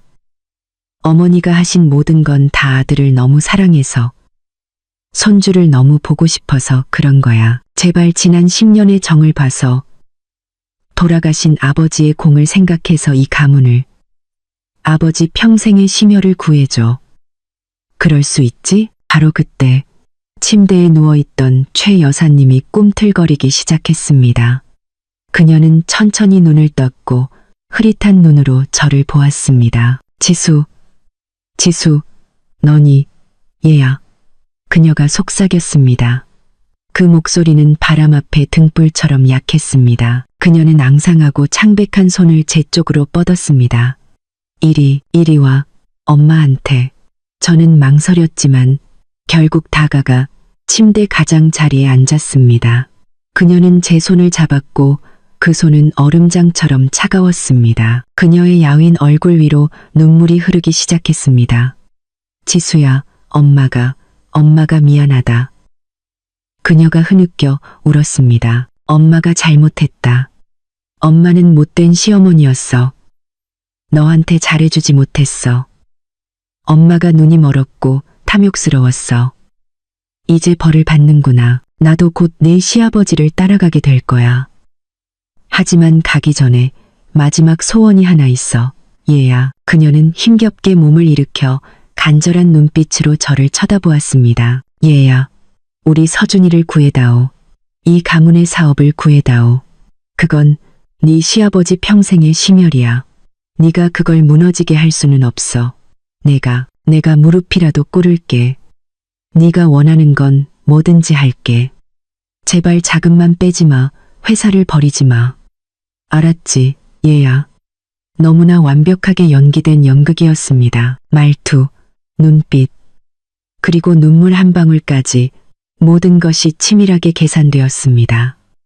그들은 더 이상 요구하거나 명령하지 않았습니다. 그들은 감정, 부부의 정, 그리고 돌아가신 분의 공을 이용하여 저를 묻고 제 동정심에 호소했습니다. 그들은 감정적인 여자인 제가 이 광경 앞에서 결코 무정할 수 없을 것이라고 생각했습니다. 하지만 그들은 또다시 저를 얕봤습니다.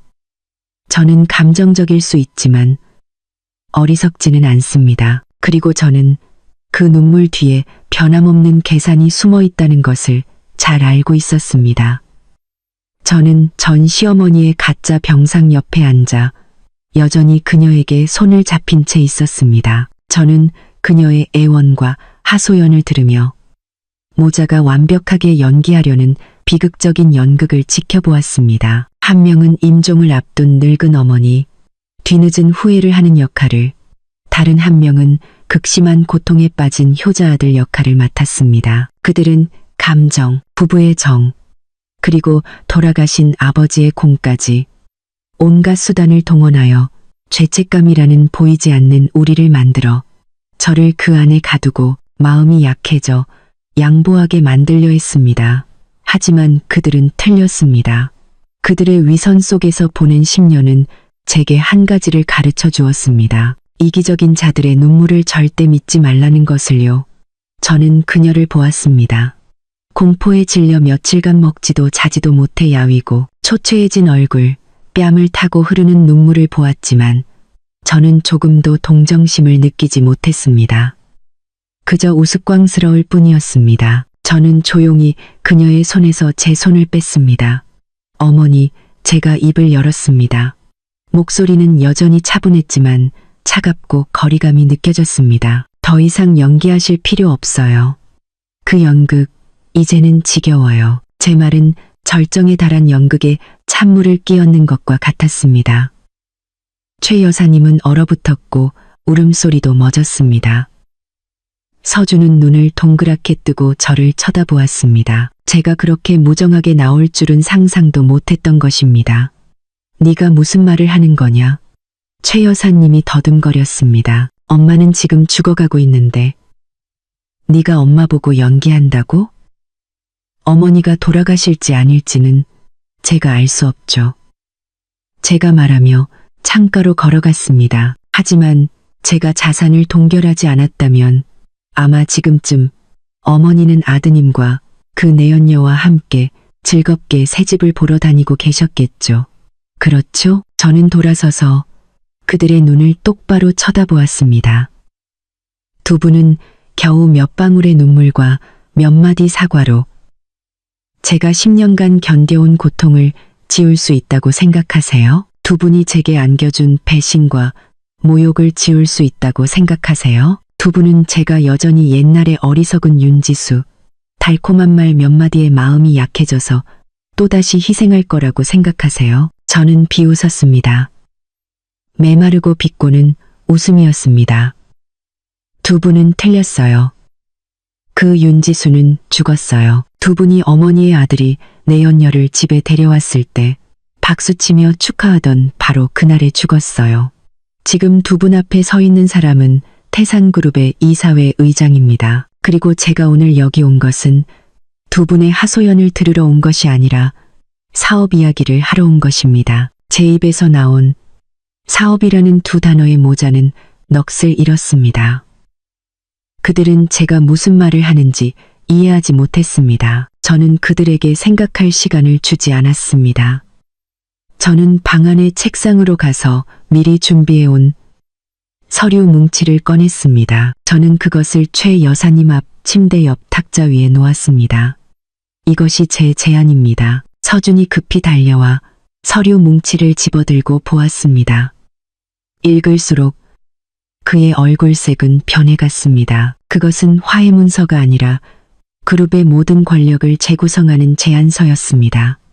이 제안서에 따르면 제가 말했습니다. 제 목소리는 협상하는 여성 기업가처럼 차갑고 단호했습니다. 저는 그룹에서 자금을 빼지 않겠습니다. 투자를 계속하고 심지어 사업 확장을 위해 자금을 더 투입할 수도 있습니다. 그것은 회사를 파산 위기에서 구하고 두 분을 빈털터리가 되는 상황에서 구해줄 것입니다. 그 말을 듣자 최 여사님과 서준의 얼굴이 약간 풀렸고 희망의 빛이 보였습니다. 하지만 저는 즉시 그 희망을 꺾었습니다. 하지만 제가 강조했습니다. 그 대가로 몇 가지 조건이 있습니다. 첫째, 어머님과 박서준 씨, 두 분은 자회사들의 두 분의 명의로 되어 있는 나머지 지분 전체, 총 20%를 저에게 양도해야 합니다. 제가 관리하고 있는 80%에 더하면 제가 이 그룹의 소유권 100%를 갖게 된다는 의미입니다. 뭐라고? 서준이 소리쳤습니다. 그건 회사를 그냥 강탈하는 거나 마찬가지잖아. 강탈이라고요? 제가 눈썹을 치켜떴습니다. 되찾는다는 말이 더 정확하겠죠. 원래 제 노력의 대가였던 것을 되찾는 것뿐입니다. 하지만 걱정 마세요. 제가 그렇게 무정하지는 않으니까요. 제가 두 번째 조건을 이어서 말했습니다. 제가 이사회 의장이 된 후 박서준 씨의 직위를 재조정하겠습니다. 더 이상 CEO는 아닙니다. 그의 실제 능력에 더 적합한 자리인 영업팀 차장으로 강등될 것입니다. 그는 여전히 출근하고 평범한 직원처럼 월급을 받게 될 것입니다. 물론 더 이상 고급차도 개인 기사도 무제한 경비도 없을 것입니다. 그는 자신의 월급으로 생활하는 법을 배워야 할 것입니다. 그리고 어머니, 저는 최 여사님을 돌아보며 말했습니다.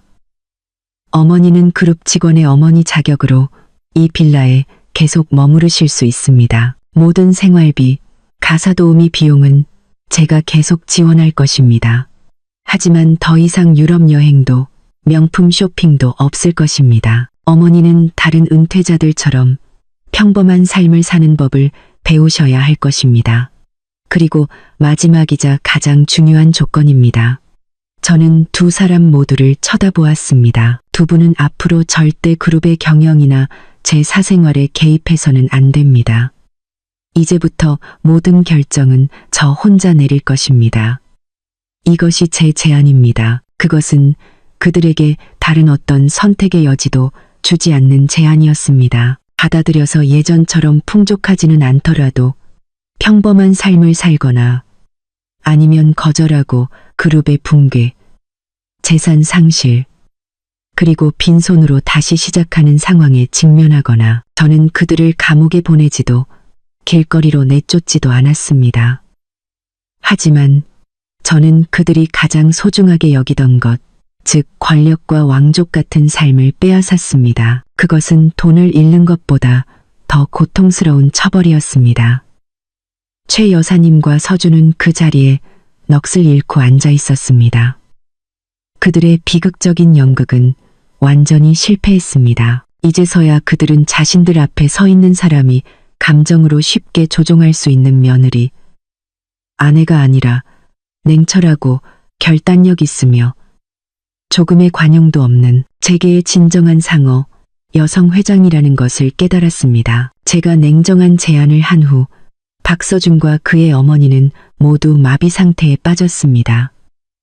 그들은 받아들일 수도 거절할 수도 없었습니다. 그들은 다시 한번 옛 정과 의리, 심지어 서준의 돌아가신 아버지까지 들먹이며 애원하려 했지만 저는 더 이상 조금도 흔들리지 않았습니다. 저는 그들에게 생각하고 합의서에 서명할 시간으로 정확히 24시간을 주었습니다. 그렇지 않으면 저는 약속대로 모든 자본을 회수할 것이었습니다. 이처럼 팽팽한 긴장감 속에서 잠시 잊혔던 또 다른 인물이 갑자기 나타나 모든 것을 몇 배나 더 혼란스럽게 만들었습니다. 바로 서준의 아이를 임신한 내연녀 김아라였습니다. 서준의 계좌가 동결되고 빌라를 살 수 없게 되자 김아라는 불안감을 느끼기 시작했지만 아직 완전히 포기하지는 않았습니다. 그녀는 뱃속의 아이, 즉 대를 이을 수 있는 보물을 가지고 있는 한 여전히 자신이 우위에 있다고 믿었습니다. 그녀는 아무리 어려워도 박씨 가문이 자신의 장손을 감히 박대하지 못할 것이라고 생각했습니다. 그녀는 예전에 서준이 얻어준 고급 오피스텔에 머물며 연인으로부터 좋은 소식을 기다렸습니다. 하지만 넋이 나간 얼굴로 찾아온 서준에게서 제가 한 제안, 즉 그가 강등될 것이고 온 가족이 더 이상 예전처럼 풍족하게 살 수 없을 것이라는 이야기를 듣자 김아라는 더 이상 가만히 있을 수 없었습니다. 재벌가 사모님이 되겠다는 그녀의 꿈이 산산조각 날 위기에 처하자 그녀는 직접 행동에 나서기로 결심했습니다. 그녀는 저를 찾아오지 않았습니다. 아마 지금 저와 정면으로 맞서는 것은 무의미하다는 것을 알았을 겁니다. 그녀는 더 공격하기 쉬운 목표를 선택했습니다. 그녀의 예비 시어머니 최 여사님이었죠. 그날 최 여사님이 여전히 침대에 누워 제 결정에 괴로워하고 있을 때 김아라가 불청객으로 찾아왔습니다. 그녀는 더 이상 예전처럼 상냥하고 애교 있는 모습이 아니었습니다. 그녀는 방으로 곧장 들어가 최 여사님 맞은편 의자에 앉았고 그 태도는 매우 도전적이었습니다. 어머님, 그녀가 본론으로 들어갔습니다. 지수 언니가 돌아와서 집안 재산 전부를 빼앗으려 한다는 소문이 있던데 사실인가요? 최 여사님이 한숨을 쉬며 지친 듯 고개를 끄덕였습니다. 그래, 그 애가 모든 걸 다 쥐고 있어. 우리 모자는 이제 그 애의 자비만 바랄 뿐이야. 자비요. 김아라가 비웃었습니다. 남편에게 배신당하고 시어머니에게 쫓겨난 여자가 자비를 베풀 거라고 생각하세요? 너무 순진하시네요. 그녀는 어머님과 아드님을 가만두지 않을 거예요. 천천히 고문하면서 복수하기 위해 죽는 것보다 못한 삶을 살게 할 거예요. 김아라의 말은 최 여사님의 두려움을 꿰뚫는 바늘과도 같았습니다. 그럼 이제 어떻게 해야 하니? 그녀가 당황한 목소리로 물었습니다. 어떻게요? 김아라가 계산적인 미소를 지었습니다. 어머님께 아직 비장의 카드가 있다는 걸 잊으셨어요? 그 비장의 카드는 바로 제 뱃속에 있어요. 그녀는 불룩 나온 배를 부드럽게 쓰다듬었습니다. 박씨 집안의 장손. 윤지수 씨는 돈도 있고 권력도 있지만 이건 가질 수 없죠. 이것만 손에 있으면 우리는 여전히 판을 뒤집을 수 있어요. 그게 무슨 말이니? 최 여사님은 아직 이해하지 못했습니다. 제 말은 김아라가 가까이 다가가 속삭였습니다. 지수 언니가 모든 걸 독차지하게 둬서는 안 된다는 거예요. 서준 오빠는 강등될 수 있지만 그룹의 재산을 외부인이 전부 갖게 할 수는 없어요. 어머님께서 싸우셔야 해요. 그녀에게 회사를 지키고 싶다면 어머님 손주의 미래를 보장하기 위해 상당한 재산을 떼어달라고 요구해야 해요. 저는 많이 필요 없어요. 그냥 빌라 한 채, 차 한 대, 그리고 아이를 인재로 키울 수 있을 만큼의 월별 양육비만 있으면 돼요. 그건 아이의 정당한 권리예요. 그녀는 제게 맞서 재산을 나누어 달라고 요구하도록 시어머니를 부추기고 있었습니다. 시어머니와 며느리가 힘을 합쳐 전처에 맞서는 연극이라니 정말 우스꽝스러웠습니다. 처음에는 최 여사님도 약간 망설였습니다. 그녀는 저의 냉철함과 단호함에 너무나 겁을 먹었기 때문입니다. 하지만 평범한 삶을 살아야 하고 더 이상 자랑할 수도 즐길 수도 없다는 생각.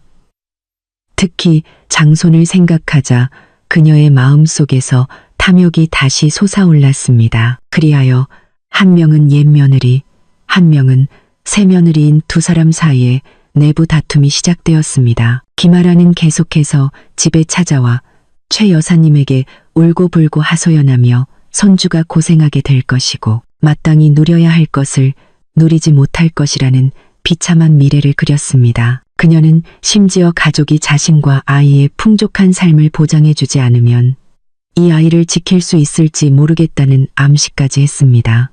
뻔뻔하기 짝이 없는 협박이었습니다. 김아라의 부추김과 협박에 눈이 먼 최 여사님은 다시 서준에게 압력을 가하기 시작했습니다.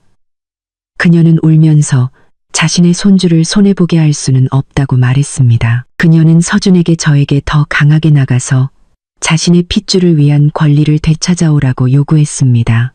그 사이에 끼인 서준은 진퇴양난의 상황에 빠졌습니다. 한쪽에는 그의 경제적 생명줄을 쥔 강력한 전처가 있었고 다른 한쪽에는 임신한 내연녀와 탐욕스러운 어머니가 계속해서 압박을 가했습니다. 그는 갈기갈기 찢겨 어찌할 바를 몰랐습니다. 예전에 그가 왕이었던 집은 이제 끝없는 말다툼과 암투가 벌어지는 전쟁터로 변했습니다. 저는 충성스러운 가사도우미들의 말을 통해 그 모든 일을 알고 있었지만 그저 조용히 지켜볼 뿐이었습니다. 저는 그들이 스스로 만들어낸 혼란 속에서 어디까지 갈지 보고 싶었습니다.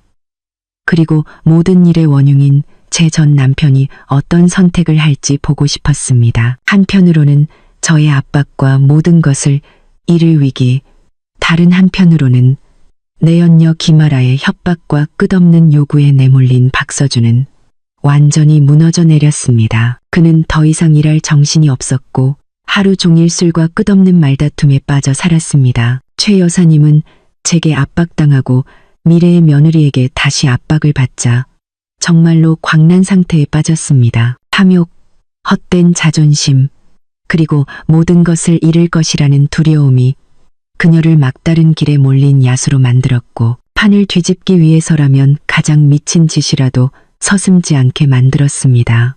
며칠을 고민한 끝에 그녀는 마지막 한 수, 그녀가 생각하기에 가장 고단수이고 악랄한 한 수를 두기로 결정했습니다. 그녀는 더 이상 법이나 논리로 저와 정면으로 맞서지 않을 것이었습니다. 그녀는 더 무서운 무기, 바로 여론을 사용하기로 했습니다. 그녀는 저를 배신당한 피해자에서 시댁의 재산을 가로채기 위해 수단을 쓴 불효한 며느리, 잔인한 아내로 만들고 싶었습니다. 그녀는 사회의 압력과 험담을 이용해 제 명예를 더럽히고 제가 더 이상 고개를 들고 다닐 수 없게 만들고 싶었습니다. 그녀의 계획은 매우 체계적으로 실행되었습니다. 그녀는 연애, 생활 분야를 전문으로 쓰는 몇몇 기자들, 즉 돈을 위해서라면 기꺼이 펜을 휘두를 작가들에게 연락했습니다. 그녀는 매우 비극적이고 감동적인 이야기를 꾸며냈습니다. 그 이야기 속에서 그녀는 아들과 손주를 위해 평생을 헌신한 불쌍한 시어머니로 그려졌습니다. 그녀의 아들 박서준은 경영 천재로 혼자 힘으로 거대한 사업을 일궜습니다. 그리고 저 윤지수는 시골 출신의 운 좋은 여자로 그녀 아들의 사랑을 받아 구제되었습니다. 지난 10년 동안 저는 아무 일도 하지 않고 호화롭게 살며 즐기기만 했습니다. 하지만 남편이 성공하자 저는 질투심에 불타 그가 다른 여자와 아이를 갖는 것을 원치 않았습니다. 그리고 돌아가신 시아버지께서 저를 믿고 회사 경영권의 일부를 남겨주셨다는 사실을 알게 되자 저는 즉시 돌변했습니다. 저는 음모와 수단을 동원해 모든 재산을 가로채고 남편과 시어머니를 그들의 집에서 쫓아냈으며 심지어 곧 태어날 손주까지 외면했습니다. 완벽하게 꾸며진 이야기로 부자에 대한 질투, 노인과 어린이에 대한 동정심, 그리고 야망 있고 수단 좋은 여성에 대한 편견이라는 대중의 심리를 정확히 파고들었습니다. 며칠 후 수많은 기사와 가짜 뉴스 사이트들이 일제히 그 이야기를 매우 선정적인 제목으로 보도했습니다. 재벌가 여성의 눈물겨운 시댁 재산 찬탈극, 젊은 CEO의 비극, 10년 동고동락한 전업주부 아내에게 모든 것을 빼앗기다 시아버지 눈물의 호소, 손주를 위해 며느리가 재산을 돌려주길 바란다. 그 기사들은 즉시 소셜미디어에서 폭풍을 일으켰습니다. 제 사진, 서준의 사진, 최 여사님과 김아라의 사진이 걷잡을 수 없이 퍼져나갔습니다. 수만 개의 악성 댓글과 욕설이 저를 향해 쏟아졌습니다. 그들은 저를 독사, 배은망덕한 자, 심장 없는 여자라고 불렀습니다. 그들은 진실을 알려고 하지 않았습니다. 그들은 단지 최 여사님이 그려낸 비극적인 이야기만 믿었습니다. 제가 평생을 바쳐 쌓아온 명예와 신뢰가 며칠 만에 그들에 의해 짓밟히고 파괴되고 있었습니다. 최 여사님은 자신의 이수에 매우 만족했습니다. 그녀는 명예를 중시하는 여자인 제가 이 압박을 견디지 못할 것이라고 생각했습니다. 그녀는 제가 두려워서 그녀를 찾아와 협상하고 그녀의 조건을 받아들일 것이라고 생각했습니다. 하지만 그녀는 또다시 틀렸습니다. 그녀는 상어가 한번 바다로 나가기로 결정하면 작은 파도를 두려워하지 않는다는 것을 이해하지 못했습니다. 저에 대한 여론의 공격은 단지 성가신 일일 뿐 저를 무너뜨릴 수는 없었습니다. 저는 헛소문에 대처하는 가장 좋은 방법은 맞서 해명하는 것이 아니라 더 크고 강력한 진실로 그것을 부숴버리는 것이라는 것을 알고 있었습니다. 그리고 저는 그들과 이 사회 전체에 그 진실을 보여주기로 결심했습니다. 박서준 모자가 조작한 언론의 폭풍 앞에서 저는 3일 동안 아무런 반응도 보이지 않았습니다. 저는 단지 조용히 지켜볼 뿐이었습니다. 저의 침묵은 그들을 더욱 의기양양하게 만들었고 호기심 많은 대중을 더욱 궁금하게 만들었습니다. 그들은 제가 두려워서 할 말을 잃었다고 생각했습니다. 그들은 저의 침묵이 마지막 반격을 위한 준비였다는 것을 몰랐습니다. 모든 것을 끝낼 벼락 같은 일격을 위한 준비 말입니다. 넷째 날, 불효한 며느리 이야기가 관심의 정점에 달했을 때 제 회사인 태산그룹은 갑작스럽게 보도 자료를 배포했습니다. 다음 날 아침 신임 이사회 의장 발표 및 그룹 내부 관련 루머 해명이라는 주제로 공식 기자회견을 개최하겠다는 내용이었습니다. 이 발표는 즉시 큰 충격을 주었습니다. 신임 의장이라고? 박서준이 CEO이자 최고 경영자가 아니었던가? 누가 신임 의장이 될 것인가? 그리고 그 루머들은 무엇인가? 언론계와 대중의 모든 관심이 이 기자회견에 쏠렸습니다. 다음 날 아침 그룹의 대강당은 모든 주요 언론사의 기자들로 가득 찼습니다. 박서준과 그의 어머니도 참석했습니다. 그들은 가족을 위한 앞자리에 앉아 있었는데 호기심과 약간의 불안감이 섞인 표정이었습니다. 그들은 제가 무슨 꿍꿍이를 꾸미고 있는지 이해하지 못했습니다. 정확히 9시 기자회견이 시작되었습니다. 무대에 처음으로 나온 사람은 제가 아니라 돌아가신 시아버지 박 회장님의 변호사였습니다. 그는 법조계에서 매우 신망이 높은 원로 변호사였습니다. 그는 박 회장님의 유언장과 재산 신탁 계약서를 엄숙하게 공표하며 그룹의 실질적인 소유권과 경영권에 대한 모든 진실을 언론 전체 앞에서 밝혔습니다. 강당 전체가 경악으로 술렁였습니다. 그리고 모두가 그 진실에 아직 충격을 받고 있을 때 제가 나왔습니다. 저는 더 이상 전업주부의 모습을 한 윤지수가 아니었습니다. 저는 특별히 디자인된 권위 있고 우아한 흰색 정장을 입고 있었습니다. 머리는 높게 묶어 지적인 이마를 드러냈고 얼굴은 가볍지만 날카롭게 화장했습니다. 저는 자신감 넘치게 걸었고 진정한 여성 회장의 풍모를 풍겼습니다. 저는 연단 앞에 섰습니다. 강당 전체를 한번 훑어보았고 제 시선은 창백한 얼굴로 핏기 하나 없이 앉아있는 서준과 그의 어머니에게 멈췄습니다. 신사숙녀 여러분, 제가 입을 열었습니다. 제 목소리는 음향 시스템을 통해 명확하고 단호하게 울려 퍼졌습니다. 저는 윤지수입니다. 그리고 오늘부터 저는 태산그룹의 새로운 이사회 의장입니다. 짧은 소개 후 저는 헛소문에 대해 왈가왈부하지 않았습니다. 저는 단지 뒤에 대형 스크린에 부인할 수 없는 모든 증거들을 상영했습니다. 첫 번째는 보안 카메라 영상으로 서준이 임신한 내연녀를 집에 데려오고 온 가족이 어떻게 박수치며 축하했는지를 담고 있었습니다. 다음은 녹음 파일로 시어머니가 저를 어떻게 모욕하고 집에서 쫓아냈는지가 생생하게 기록되어 있었습니다. 그리고 마지막으로 지난 10년간 제가 그들의 생활을 어떻게 지원해야 했는지를 보여주는 은행거래 내역서와 영수증 사본들이었습니다. 모든 진실이 가장 적나라하게 더 이상 부인할 수 없을 정도로 드러났습니다. 강당 전체는 쥐 죽은 듯 조용했고 오직 카메라 플래시 소리만 계속 터졌습니다. 서준과 최 여사님은 고개를 숙인 채 누구도 쳐다보지 못하고 앉아 있었습니다.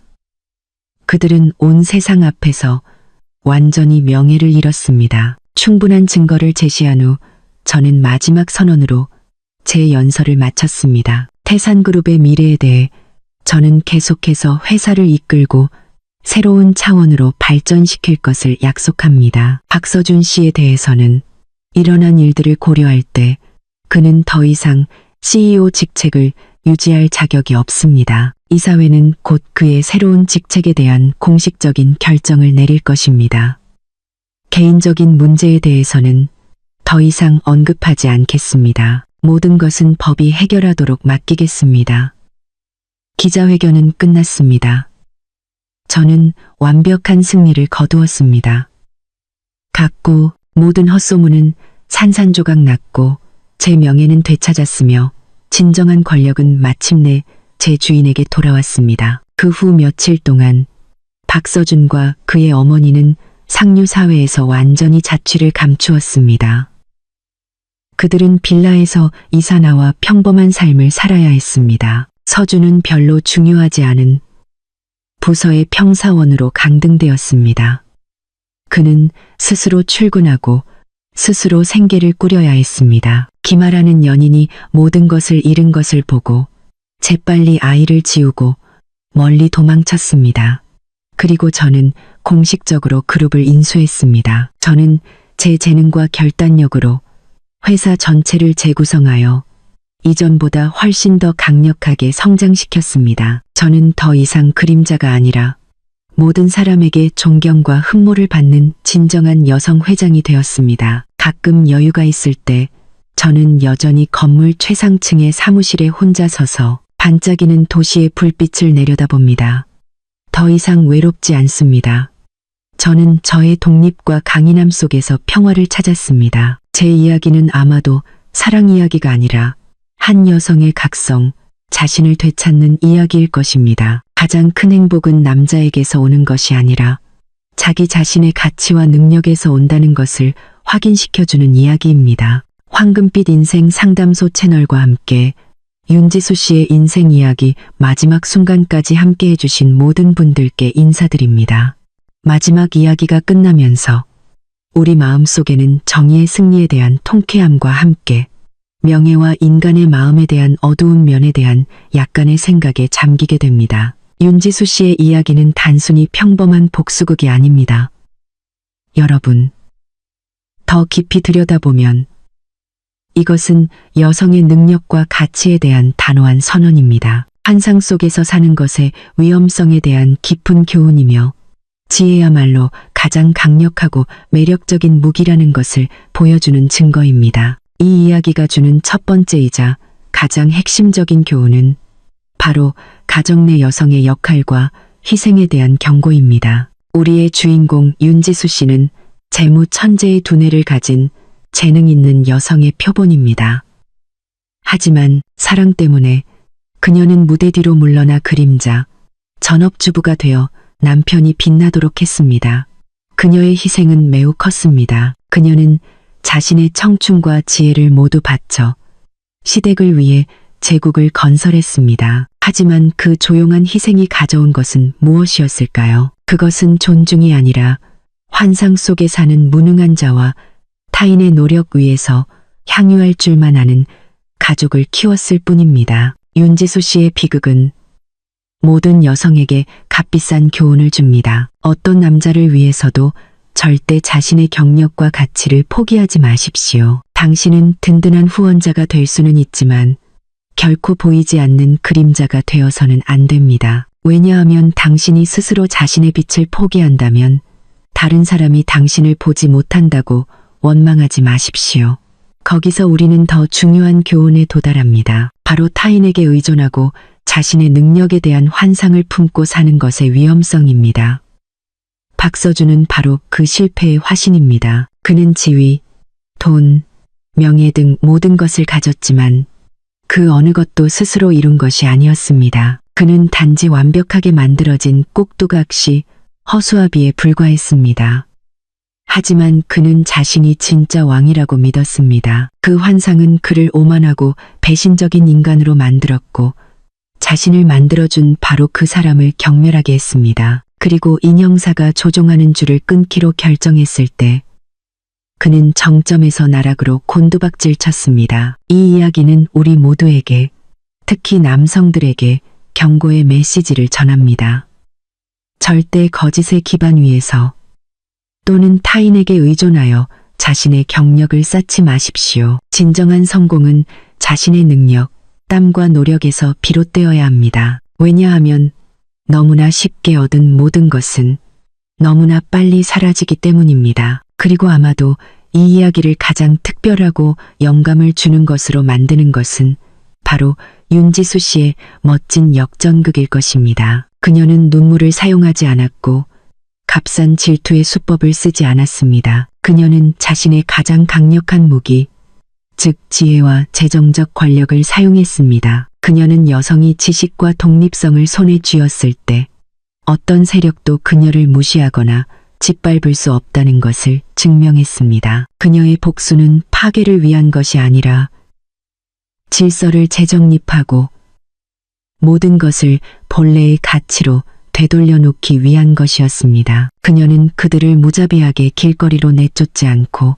단지 그들에게 속하지 않은 것들을 빼앗고 그들이 자신의 진짜 모습과 능력에 직면하게 만들었습니다. 여러분, 윤지수 씨의 이야기는 현대 사회에서 여성의 가치가 더 이상 부엌 안에서의 현모양처에만 국한되지 않는다는 것을 강력하게 확인시켜 줍니다. 지혜, 용기, 그리고 재정적 독립이야말로 가장 귀중한 장신구이자 가장 견고한 갑옷입니다. 끊임없이 배우고 자신을 연마하며 자신의 가치를 확인하기 위해 용감하게 기회를 잡으십시오. 만약 이 이야기가 여러분에게 새로운 시각과 삶에 대한 깊은 교훈을 주었고 여러분이 더 나은 버전의 자신이 되도록 동기를 부여했다면 주저하지 마시고 채널 구독, 좋아요, 그리고 이 영상 공유 버튼을 눌러주세요. 경청해 주셔서 진심으로 감사합니다.